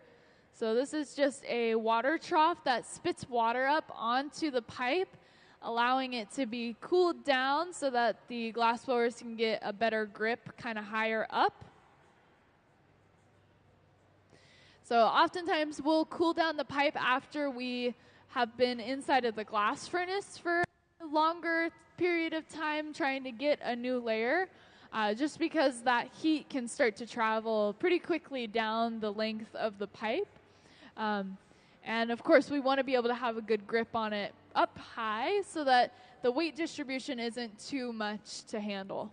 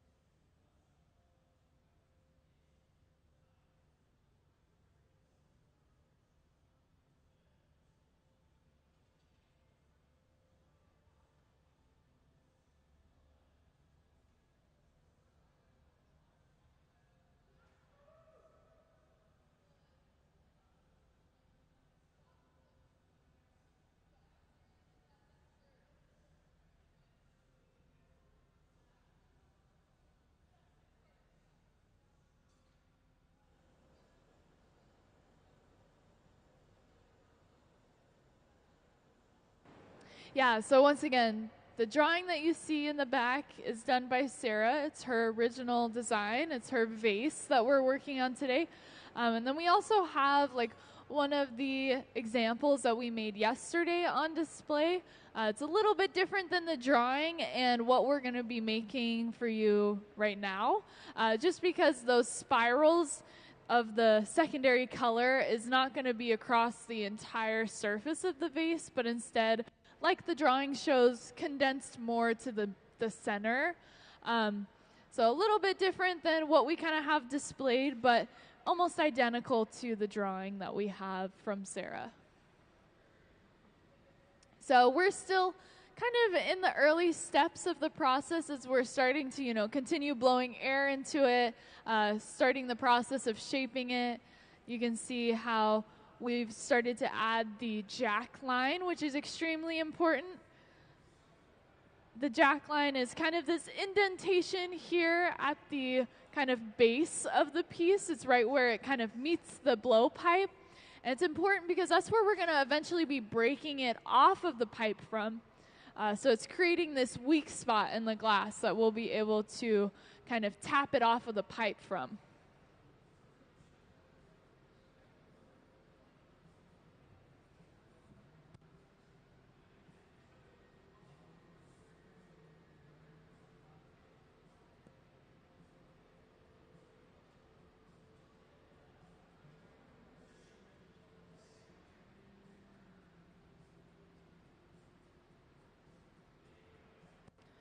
The other thing that I'll point out is that the color that we decided to use for this one is going to start to show up a little bit more now that the glass is cooling down much quicker, because we again have blown into it and started to thin out those walls of the vase. So the color is going to start to show up a little bit more.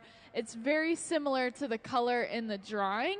We were making some of the green ones, a little earlier, but now we're making this very pretty kind of reddish pink color. Of course, the parts that are still hot are going to show up in that very orangey kind of tangerine color. But as it starts to cool down, we're able to see that red color start to show up much more.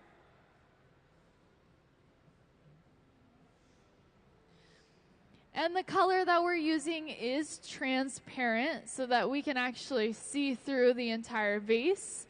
But then the secondary color that we're using to wrap around the outside and create that spiral will be opaque, so you won't be able to see through that secondary color.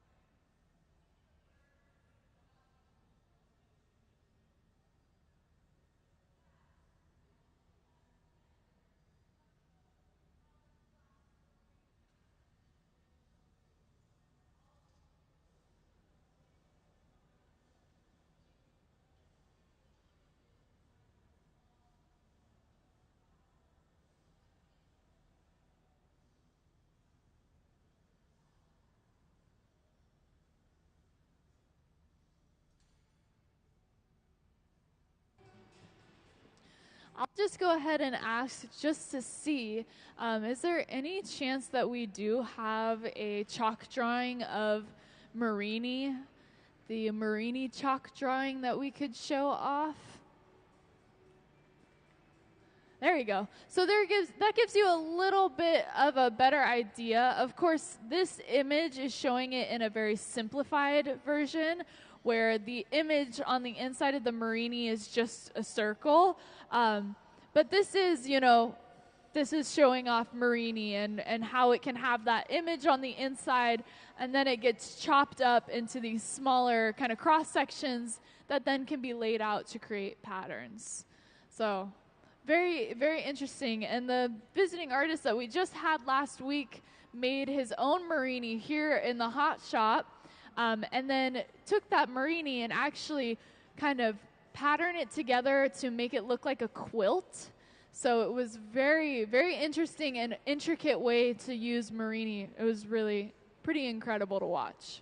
So I also suggest, if you ever want to see a little bit more content from the museum here, you can look us up on YouTube and you can find all of our past live streams. You can find educational videos on there that we've created, of a lot of techniques that, involve, more complicated kind of pattern creation and whatnot. So, yeah, of course. Thank you so much for the slide. We can go back to the hot shop.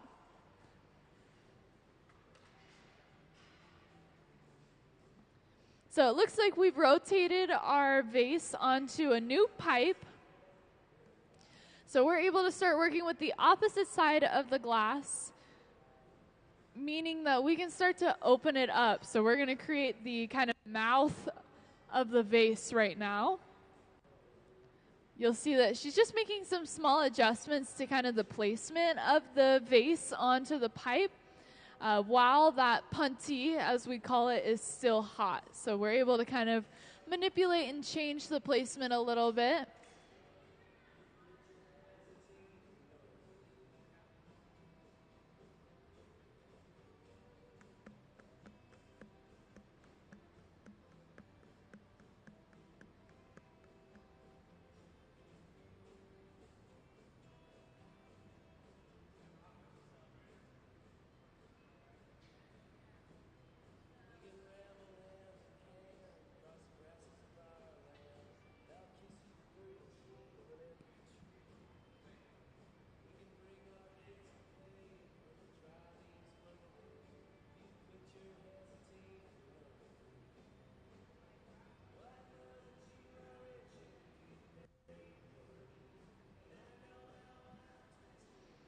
So while we are working on kind of opening up the mouth of the vase, on the other side of the hot shop, one of our glass blowers is starting to prepare the colored glass that's going to actually wrap around the outside of the vase. And the other difference is that this one that we're making right now, this color wrapping is going to be three-dimensional, so it's actually going to pop off of the vase. Whereas this one actually is like kind of melted in and has become, the same surface as the rest of the vase. This color that wraps around is going to actually kind of stick out a little bit. But he's starting to prepare it on the other side of the hot shop, dipping the glass into that crushed up color. So it's kind of in this more powdery kind of texture that we're kind of covering the glass with. Meanwhile, in the center, we're starting to pinch open the actual opening of the vase and starting to get it ready to be trimmed, and start shaping it.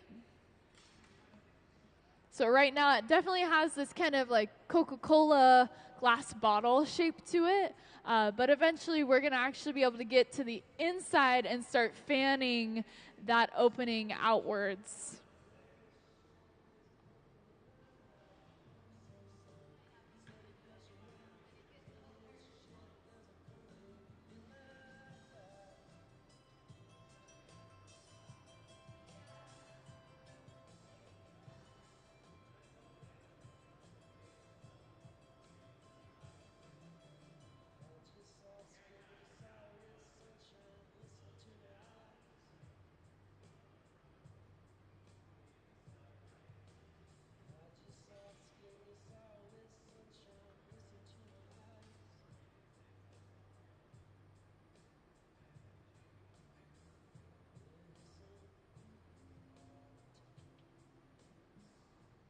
So you can see how she just went from the inside of the vase and was able to apply just slight pressure to actually get it to open up. So when the glass is hot enough, we're able to manipulate and change it pretty effortlessly with just the slightest amount of pressure. She was able to actually fan it open to start creating that wider mouth that we're looking for on the vase.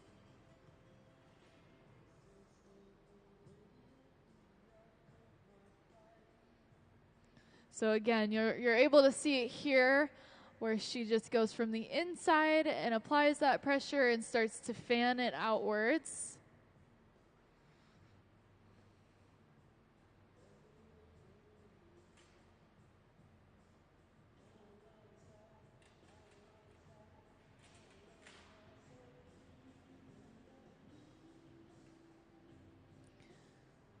This next time that we come to the bench, we're going to be using a tool that we call the papers. It's a stack of newspapers that we keep kind of soaked with water. And she's able to use it as a way to kind of change and shape the glass. And it can almost feel like the bare hand is actually manipulating the glass. You can see just how kind of thin of a layer there is between her hand and the glass. And it may look really thin, but the newspaper is actually layers upon layers stacked together that have just been used so much that they've kind of condensed down. But when you see them actually fresh, like when they were just made and we just got them ready to be used, they're super thick. They start super thick and then they just start to thin out as we use them. So it looks like we're getting ready to go ahead and do the wrap of that secondary color. So we're bringing over the color that we've prepared, attaching it onto the vase, and starting to slowly rotate it around. We're using that hot torch now. We're just kind of torching off that end that we disconnected, trying to make sure that we kind of clean up that edge.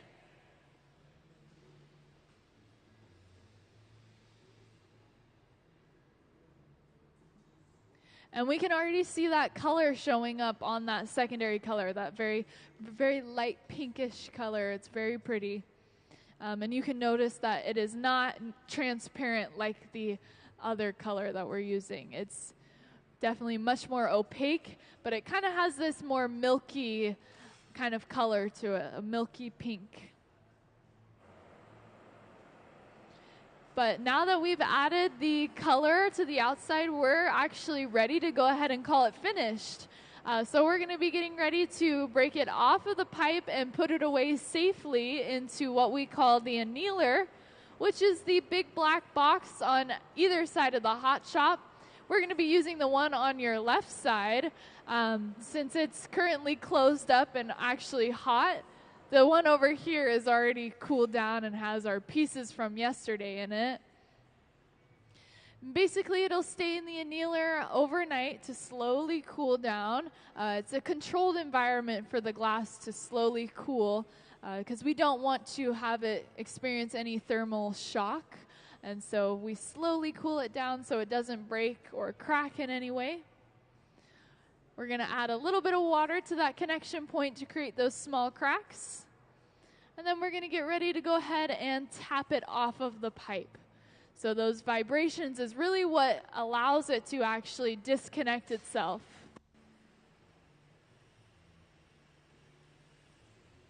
Torching the bottom just a little bit here so that we can then go in and add the Museum of Glass stamp to the bottom of the piece. And off it goes to the annealer. Let's give our glass artist a round of applause.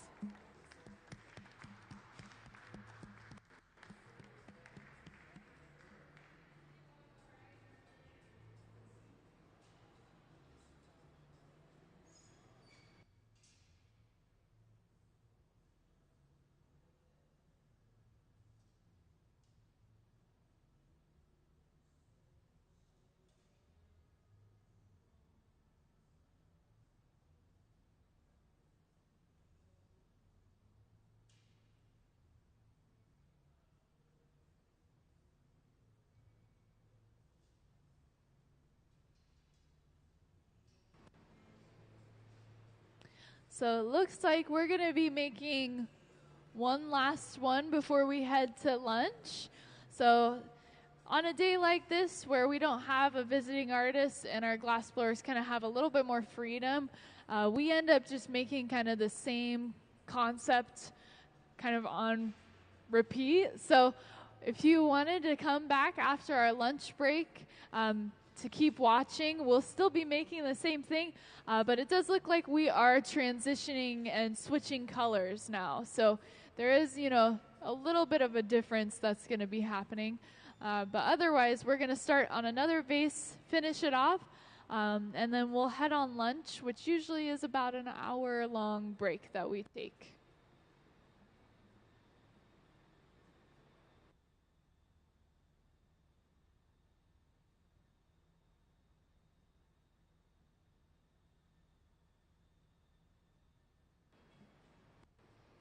But again, I just want to mention, if you have any questions at all, let me know. Otherwise, I'm going to kind of just let you guys enjoy the beginning of the process as we slowly kind of get started. But if you have any questions, let me know.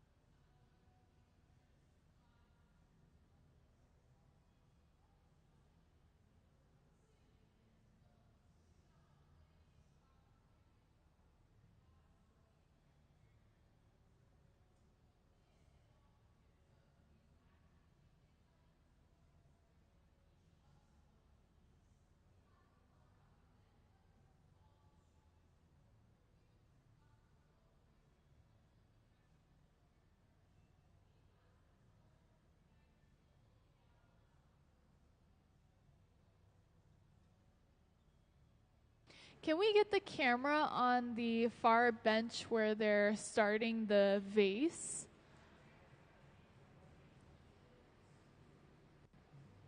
But you'll be able to see he's got the color on the end of this solid pipe right now. And he's heating it up and starting to kind of roll it out and shape it.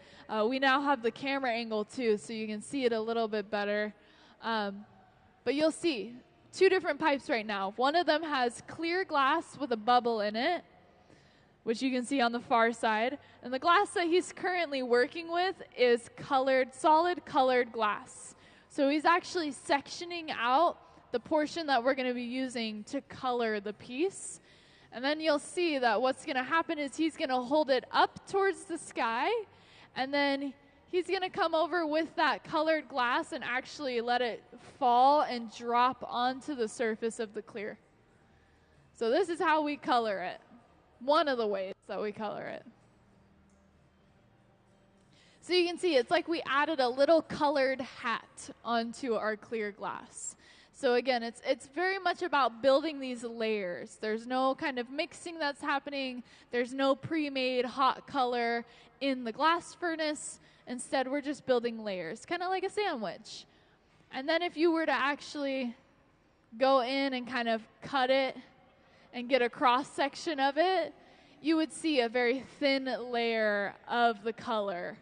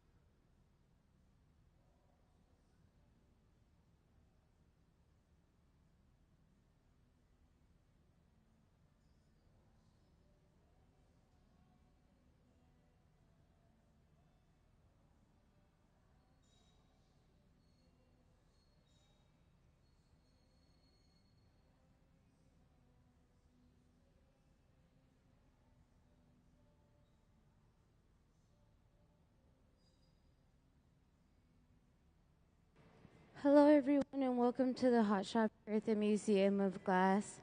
My name will be, my name is Emily, and I'll be your MC for the afternoon. As they get started, I'll let you know what exactly is happening in the process. I hope you guys are having a wonderful Thursday. It's nice and sunshiny outside. So here in the Hot Shop today, I believe we're making vases, but we'll clarify as we go through the process. But to be able to start anything here, we'll begin by using a stainless steel rod and getting the very end of it hot. And so in our glory holes, heating chambers, as you can see, Gabe is standing there with a stainless steel pipe. And then he'll dip into the furnaces to gather glass. That glass will look like it's orange, but really it's just hot. And so the furnaces there, they hold up to about 1,000 pounds of molten hot glass, and it rests at about 2,000. Yes.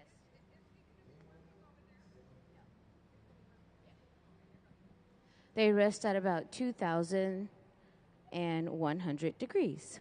In a moment, he'll move to the middle bench, but for now, he's just preparing himself to start. Once again, my name's Emily, and if, no.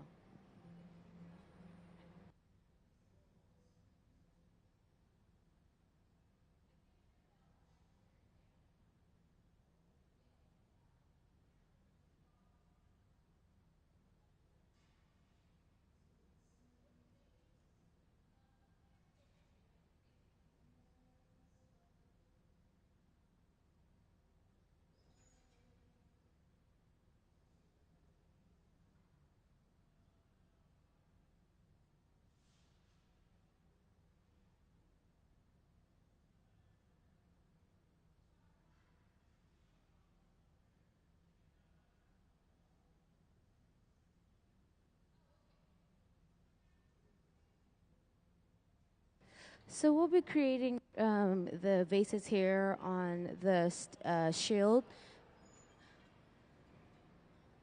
So as you can see, we'll dip into the furnace, rotate the pipe to gather glass. Can we please see the furnace diagram? So as you can see there, the furnace is powered by natural gas and forced air. It runs about 24 hours a day, 7 days a week, and it can hold up to about 1,000 pounds of molten hot glass. All of the glass inside of the furnace is clear.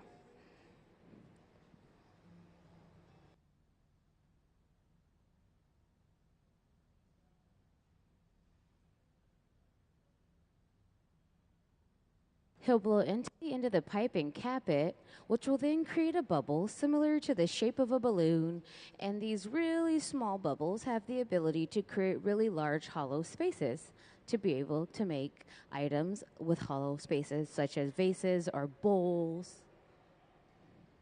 And so what Gabe is doing is he has a bar of color at the end of his rod. That bar of color will be laid over the clear bubble, and this is what we call a color overlay. Oh, there's a beautiful green vase here on the podium. I overlooked it. So we'll be making similar items similar to the vase on the podium.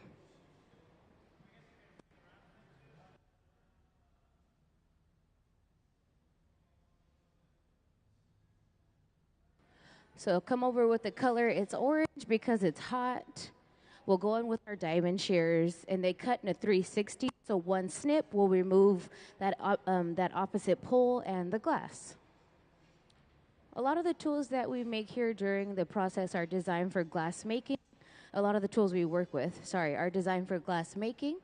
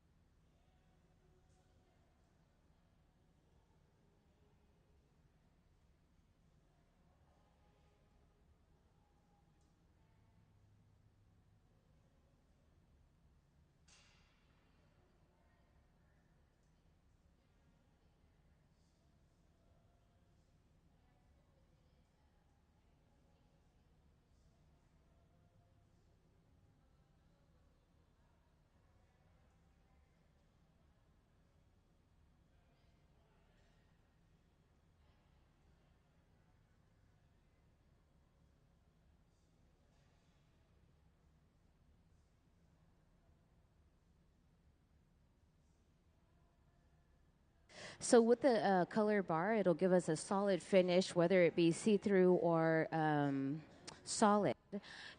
In the final design, we will be able to see that as we blow it out. So the color overlay will be stretched all the way back towards the end of the pipe.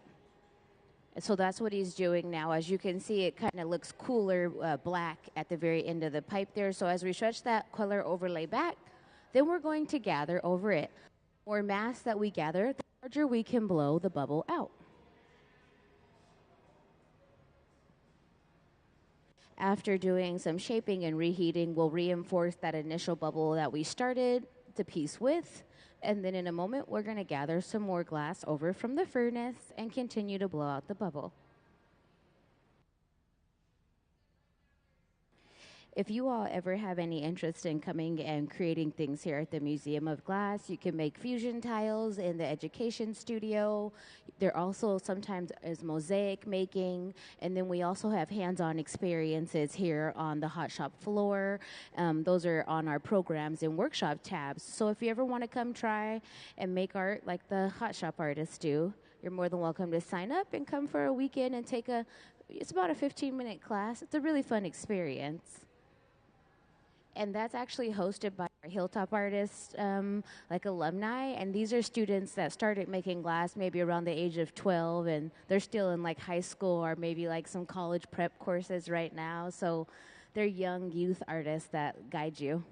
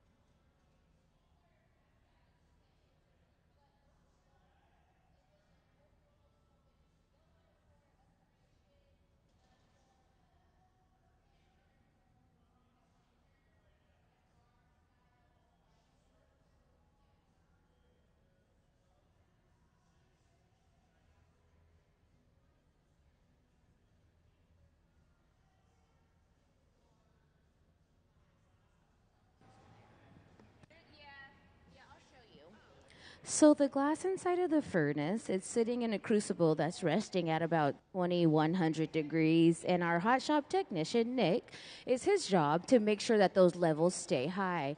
So he will do a process known as charging the furnace to refill the levels as they start to get low. Can we learn a little bit more about how the furnace gets charged? Can we please see the charging the furnace video to learn about how the glass gets into the furnace?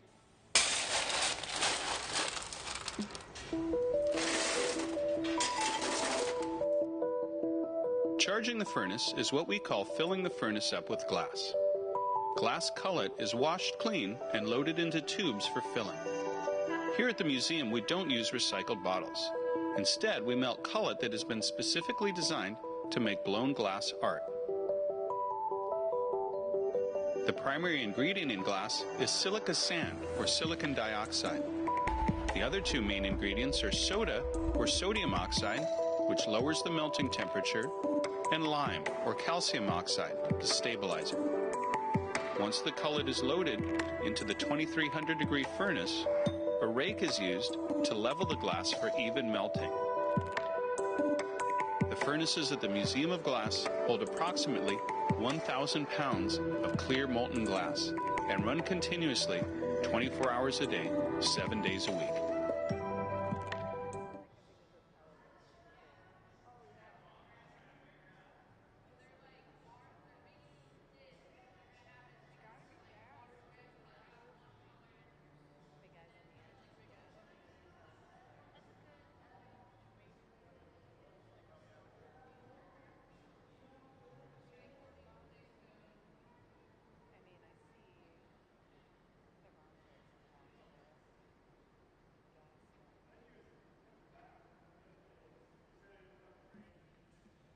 And now we'll go on with our block. Our block is a piece of hollowed out fruit wood, which has been soaking in water, which will then protect the top layer of the glass as well as the wood of the block. The block looks black because it's been charred, which is positive, but it is fruit wood because it's common in the area and it's very durable. The glass tools can be pretty expensive because they take a lot of craftsmanship, but they last for a long time. So this one block could last about, 7 to 10 years.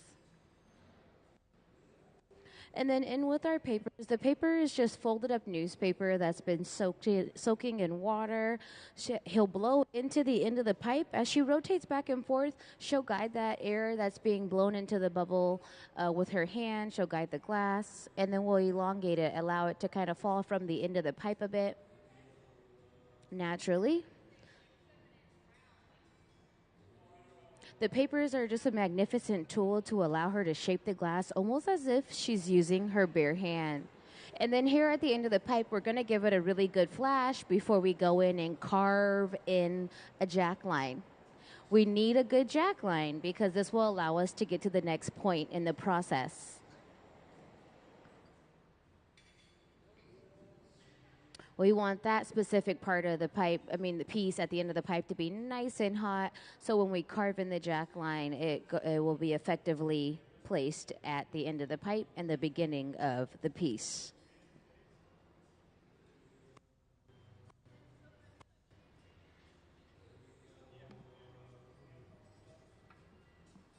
So we'll go on with our jacks, and what you can't feel is how hot that 2,000 degrees is. So he'll shield her hand from all the radiating energy, and we'll go in and carve in that jack line.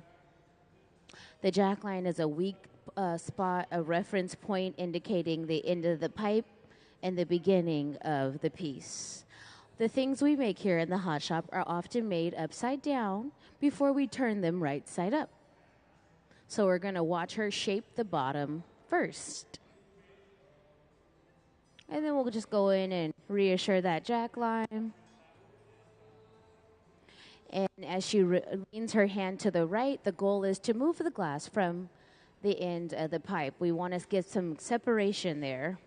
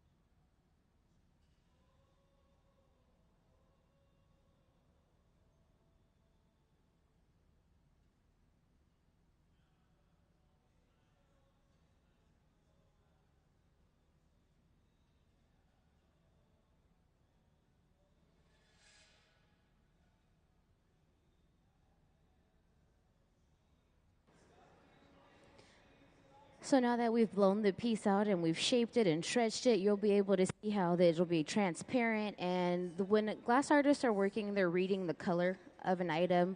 That's another one of the invisible aspects of knowing how to work with the materials. And so in some places it'll be more orange, in some places it'll be closer to the color when it cools down.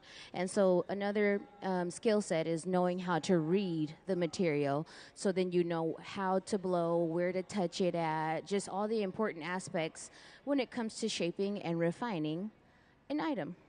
And then here in the annealing oven, Nick is loading some of these cylinders that were created here in the hot shop. And what happens is when they are heated all the way up in that annealing oven, they'll lay flat. And in the exhibit, Forces at Play, Nancy Callan, this is how her panels were made that lay on the wall with all the beautiful designs. The beautiful designs were added here in the hot shop, rolled into a cylinder, and then cut and then opened up, similar to the cylinder that Nick just put into the annealing oven, if you all are wondering what he's doing. And then back at the bottom there with the paddle to help flatten the bottom of the vase, it'll have this really pretty A-line going upwards and downwards, tapering.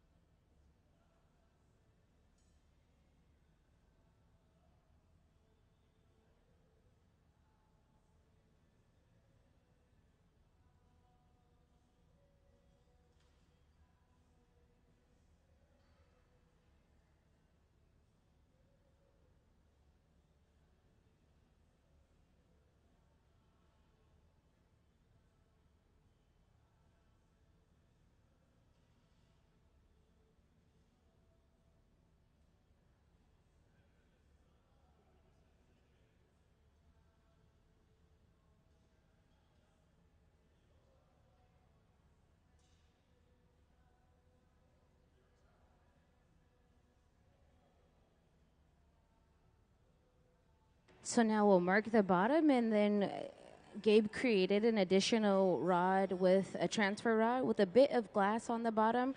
He'll connect this bit of glass to the bottom of the vase here. And then if you remember, we had to carve in that really, great line of tension. We carved in a jack line. Carving in the jack line is important because it allows us to be able to remove the glass from the end of the initial blowpipe to transfer it onto the other rod. A little bit of water on that transfer line there, that jack line. The water will set in, we'll tap the pipe, and the vibrations will help release the glass from the end of the blowpipe.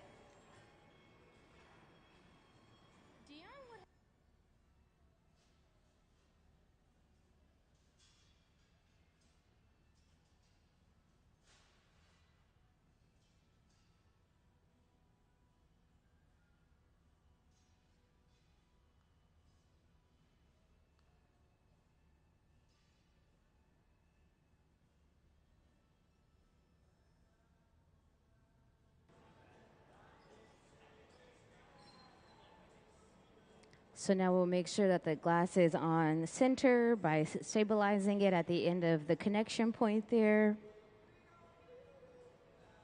Depending on how heavy a piece is, when you tap it off the pipe, it does often want to go the opposite direction of which you would like for it to when receiving it from the other blowpipe. And so that's also another thing that they make look very easy. The first time, if you ever were to do that, the nervousness of taking the pipe from the initial blowpipe and taking it onto a transfer rod's enough, right? Plus the heat. And so a lot of things that they do here in the hot shop seem to be so seamless, but you're looking at a group of people who have been working here collectively for more than 20, 40, 60 years together, maybe 80 if Nick's on the floor.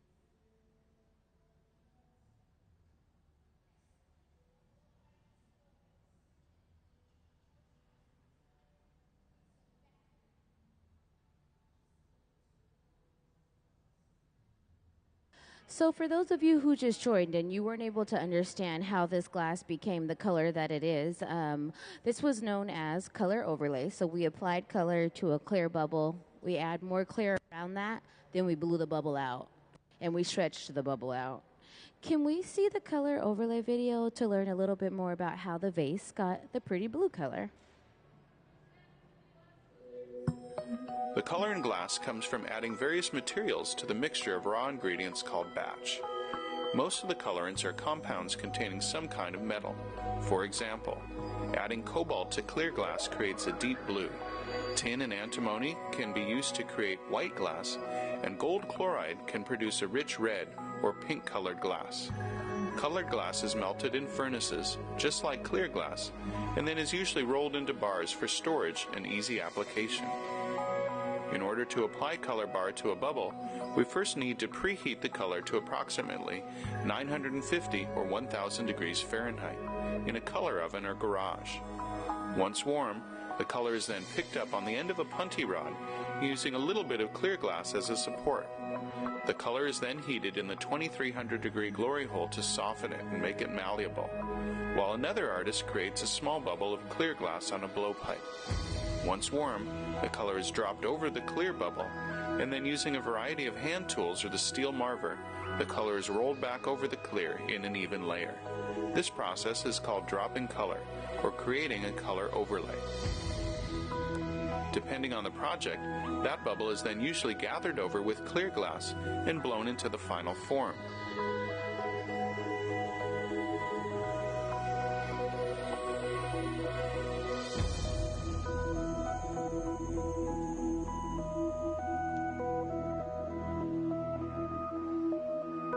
The finished product may appear to be all made from colored glass, but when viewed in cross-section, we can see that there is only a thin layer of color sandwiched between many layers of clear glass.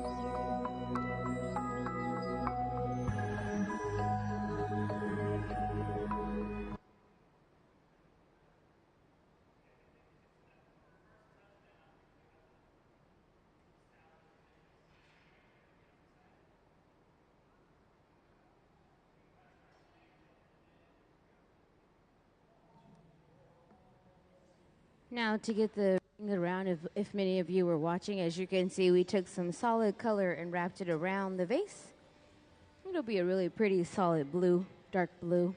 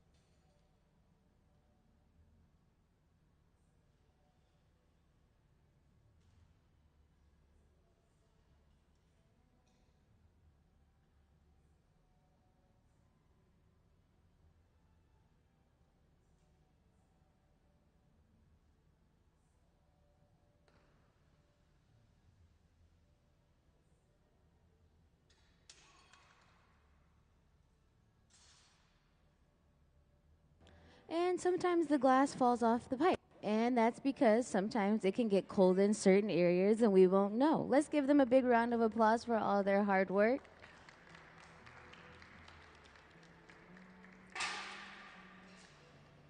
So when it falls off the pipe, sometimes maybe it'll just be a little too chill. And that's another one of the things about reading the color. And sometimes we just don't know that that's going to occur, but it can occur. So if you're wondering what happens when it falls off the pipe, that happens. It doesn't happen all the time, but we'll do it all again in just a moment. So is the reason they do the layering because the colored glass is much more expensive than regular glass?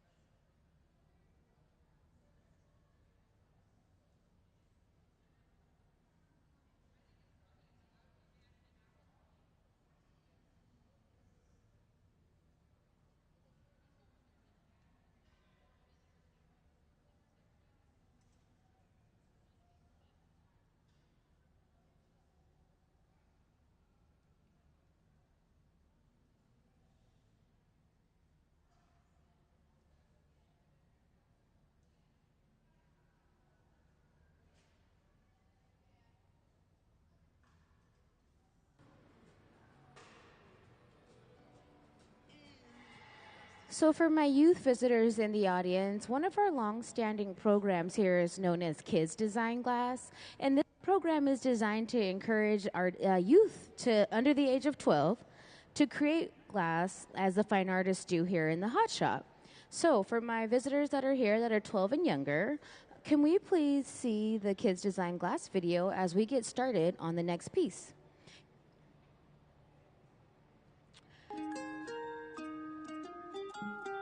Like art through the ages, glass has always been sort of made by designer and maker. And so to highlight that relationship, we created Kids Design Glass, where kids age 12 and under can make a drawing and submit it to us. We'll make 2 pieces, give one to the family, and we'll keep one to put in our collection and build the exhibition that has been Kids Design Glass. We get a huge stack of drawings and we sift through them to pick the ones that we can make and the ones that are interesting. 200-300 drawings a month, so we get a stack of drawings. We go through each one. It's a drawing and a story about the drawing. Probably the most unique drawings are the ones that really stick out. the ones that aren't like based on a character that they've already seen, the ones that come straight from their imagination. Usually kids by that age, they're not really tainted by like pop culture and outside influences. They kind of like what they like. My original idea for the rainbow marshmallow, when the marshmallow melts, what comes out are their tears. And this one cries rainbows. Like the inside is all rainbow. It was the first time that I was like kind of made contact into like the glass blowing world. And what was really fun about it was knowing that a piece that I've come up with that is like part of my self-expression was like interesting enough for others to like incorporate it into the real world. Being in a creative environment, I think that builds self-esteem, and the fact that they're going to have this thing that they're going to have the rest of their lives of something that they had as a child, and then knowing that they're actually like in a museum collection, which is pretty incredible when you're under 12 years old. If any other kids are entering the program, then I'd say I really hope that your art gets chosen. It is really mesmerizing to see the details being put on. I was just very happy that the Hot Shop team actually chose my art. Who knows, maybe if you're timing it just right, you could actually get up there when your art is like being displayed up there.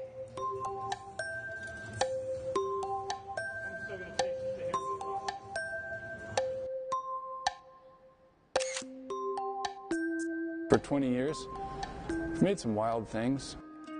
It's so free, and I would say loose, but what we really pay attention to is making sure that we're capturing all the details. There's so many challenges in making the kids design drawings, and I think that's something that maybe the average viewer wouldn't notice. A lot of these objects are very fragile and are just different than any of the other glass I usually work on. The way the kids draw them, they just have no idea of what, glass can do, so they just draw it however their mind imagines this object. We're talking with them, making sure that we're seeing the color the same way, making sure that, the eyes are on one side or they're supposed to be on both sides. Appendages and weird helmets, they're all great challenges and things that we wouldn't necessarily run into without this program. I think it's inspiring for us as glassmakers, and I hope it's inspiring for the kids doing the drawings. I hope the kids kind of see that their creativity is this muscle that they need to exercise. One of the best parts about the program is seeing the kid in the front row giving us tips on how we can make it better or things they don't like that we're doing. They have a voice here. I designed the lion crab in 2011.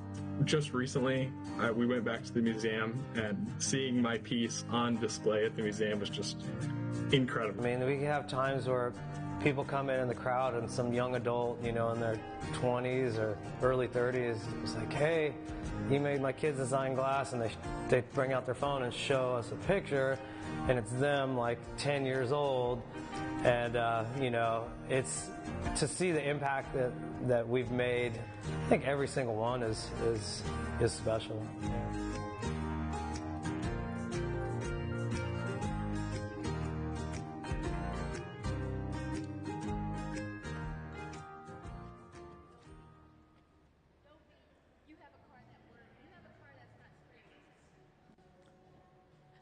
Alrighty, so to get back into the process, for those of you who are just joining, welcome to the Hot Shop.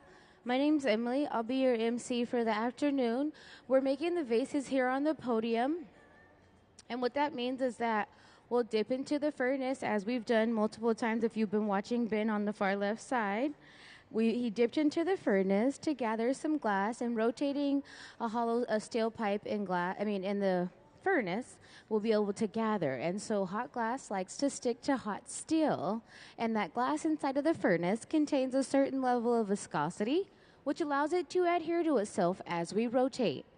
And then what happened was we laid some color bar over that clear bubble that we gathered. We took our diamond shears, snipped a little bit of color over the clear bubble, Then we stretch that clear all the way back towards the end of the pipe to overlay to encase the clear bubble. This is what a color bar looks like, but I think we probably didn't use this color. This is my example, okay? And now, if you look up at the big screen there, all of it looks really hot. When you start, the glass typically is all kind of scorching orange. It'll cool down when we get to the middle bench. He'll also move to this middle bench in a moment. So now we'll let it chill a bit, and then we're going to go back into the furnace and gather more glass over it. So we use a whole lot of clear and just a little bit of color, and that's because it's a lot more efficient. It saves us money.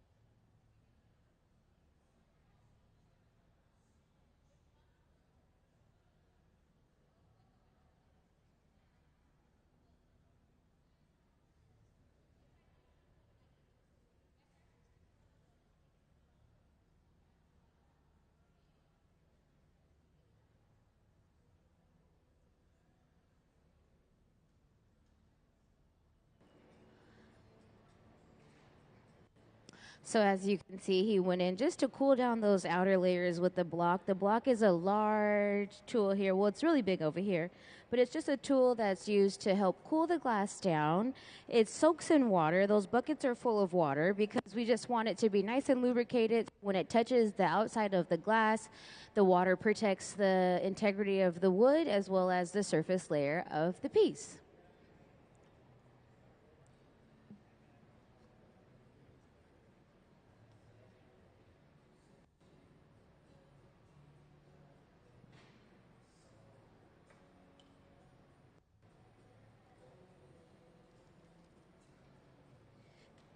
Can we please see the furnace diagram?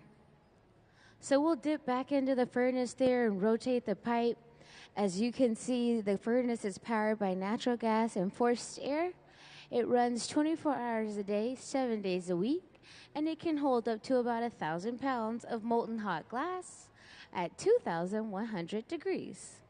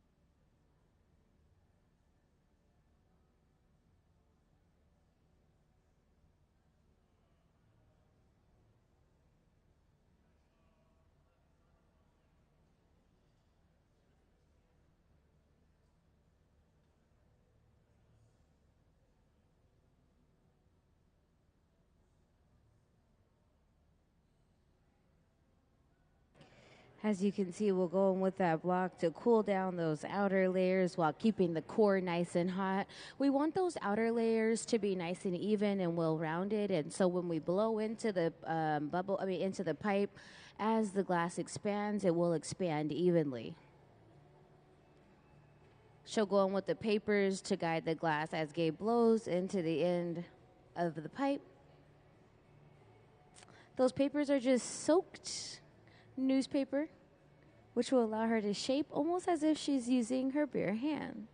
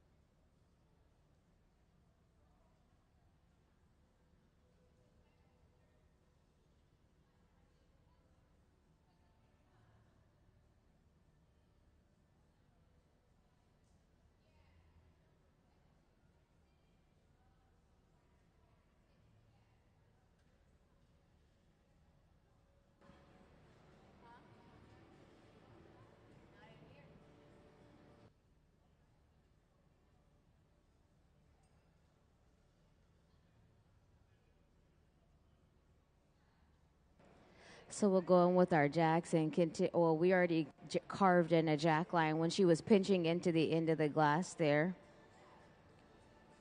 And what that does is help move the glass toward away from the end of the pipe. It's just a weak point. We need a weak point because when at this point in the process, everything we're doing is in regards to shaping the bottom. So when we make things here in the hot shop that are hollow, typically we work on the bottom of a piece before we work on the top. And that is because after going in and shaping the glass with the papers and touching it with the paddles, some of the air can naturally release itself. So we're still connected to being able to reinforce air into the piece. And if we did that while it was in the opposite direction, we would be not able to expand the glass.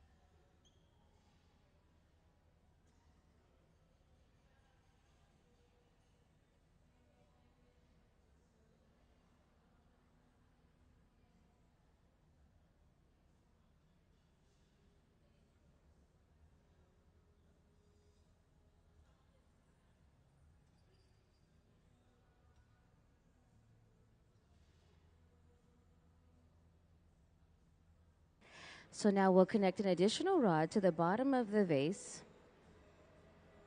We'll connect it, allow it to set itself up for a moment, and then where she carved in a line of tension there at the bottom of the pipe, she'll put some water there on the jack line and then tap it off the pipe.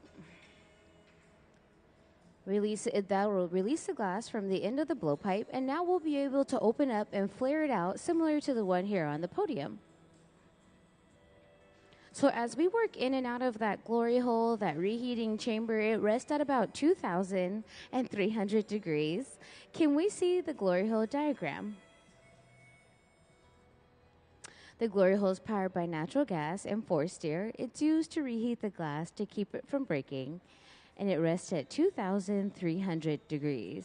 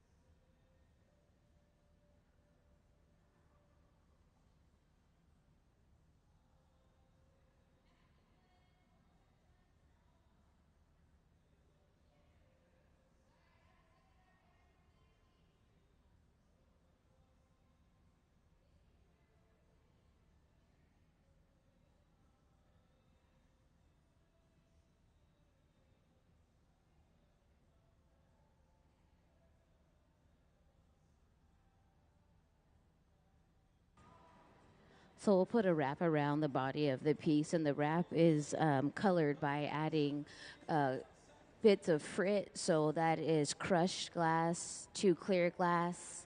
It'll give it some pigment, and then we'll wrap it around the body of the piece.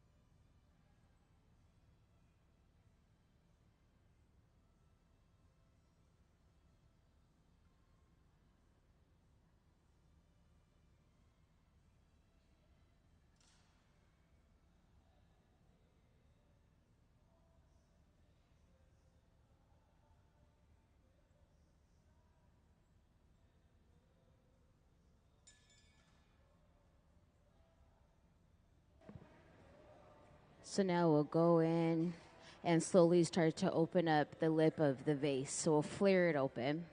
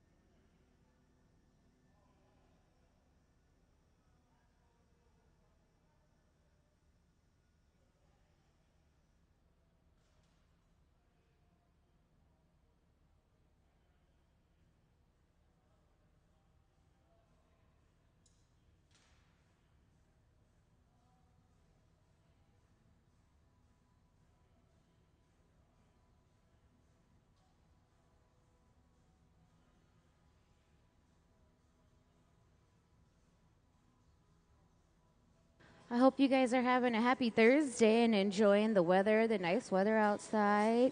Here in the hot shop, we're making vases. So what that means is that the process will start by dipping into the furnace, gathering up some glass, and then we'll lay a bar of color over a clear bubble. So as we use these stainless steel rods, whether they be hollow or solid, we'll dip them into the hollow rods, into the furnace there. Can we see the furnace diagram? The furnaces rest at about 2,100 degrees, and it's kind of like dipping into a jar of honey. So the stainless steel, the hot stainless steel, hot glass likes to stick to it. So as we rotate, we'll gather glass, come out of the furnace, blow into the bubble, and create a bubble to start with. And then what we did was we used color bar. We heated up some bars of color within our reheating chambers. Not this yellow color, but we used color bar to lay over the clear bubble to add color to the surface of the glass. Can we see the glory hole diagram? So as we work in and out of those reheating chambers, you'll see there, they're powered by natural gas and forced air. They're used to reheat the glass to keep it from breaking, and they rest at about 2,300 degrees. We must go in and out of the reheating chambers to be able to keep the glass nice and malleable and be able to blow it out and expand it and to prevent any sort of shock. So from here, we'll give it a moment. It's been shaped, we'll gather over it and then continue to blow it out. Can we see the color overlay video to learn a little bit more about glass and color? The color in glass comes from adding various materials to the mixture of raw ingredients called batch. Most of the colorants are compounds containing some kind of metal. For example, adding cobalt to clear glass creates a deep blue. Tin and antimony can be used to create white glass, and gold chloride can produce a rich red or pink-colored glass. Colored glass is melted in furnaces, just like clear glass, and then is usually rolled into bars for storage and easy application. In order to apply color bar to a bubble, we first need to preheat the color to approximately 950 or 1000 degrees Fahrenheit in a color oven or garage. Once warm, the color is then picked up on the end of a punty rod using a little bit of clear glass as a support. The color is then heated in the 2300 degree glory hole to soften it and make it malleable, while another artist creates a small bubble of clear glass on a blowpipe. Once warm, the color is dropped over the clear bubble, and then using a variety of hand tools or the steel marver, the color is rolled back over the clear in an even layer. This process is called dropping color, or creating a color overlay. Depending on the project, that bubble is then usually gathered over with clear glass and blown into the final form.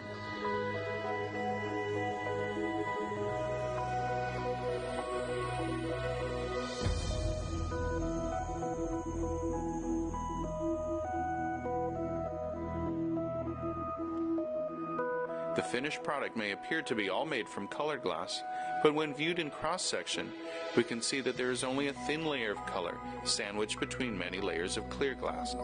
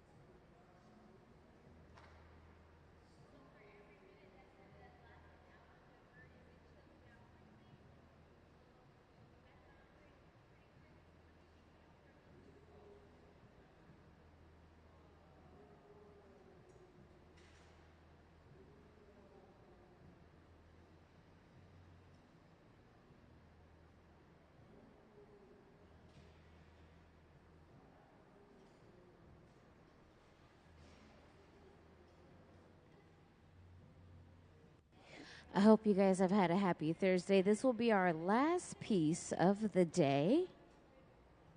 We will close at 4 o'clock today. And if you're ever interested in watching what happens here in the Hot Shop, every day from Wednesday through Sunday from 10 to 5, we are on the live stream on our website. You can locate our live stream in our Hot Shop tab, and you can watch what's happening here in the Hot Shop.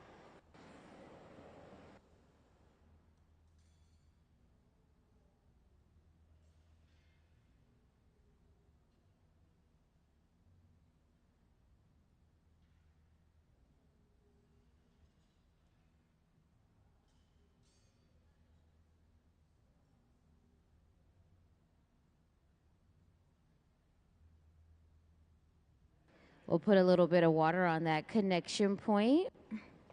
The water will create thermal shock.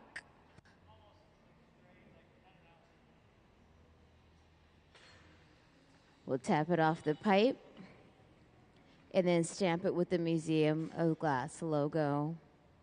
Let's give them a big round of applause for all their hard work.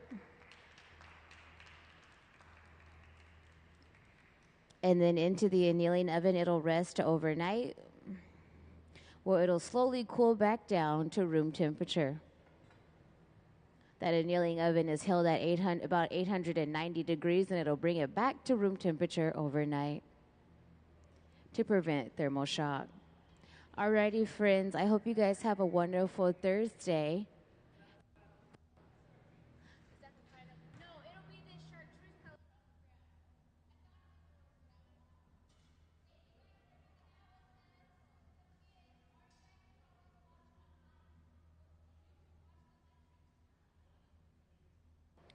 Have a wonderful Thursday. Thank you.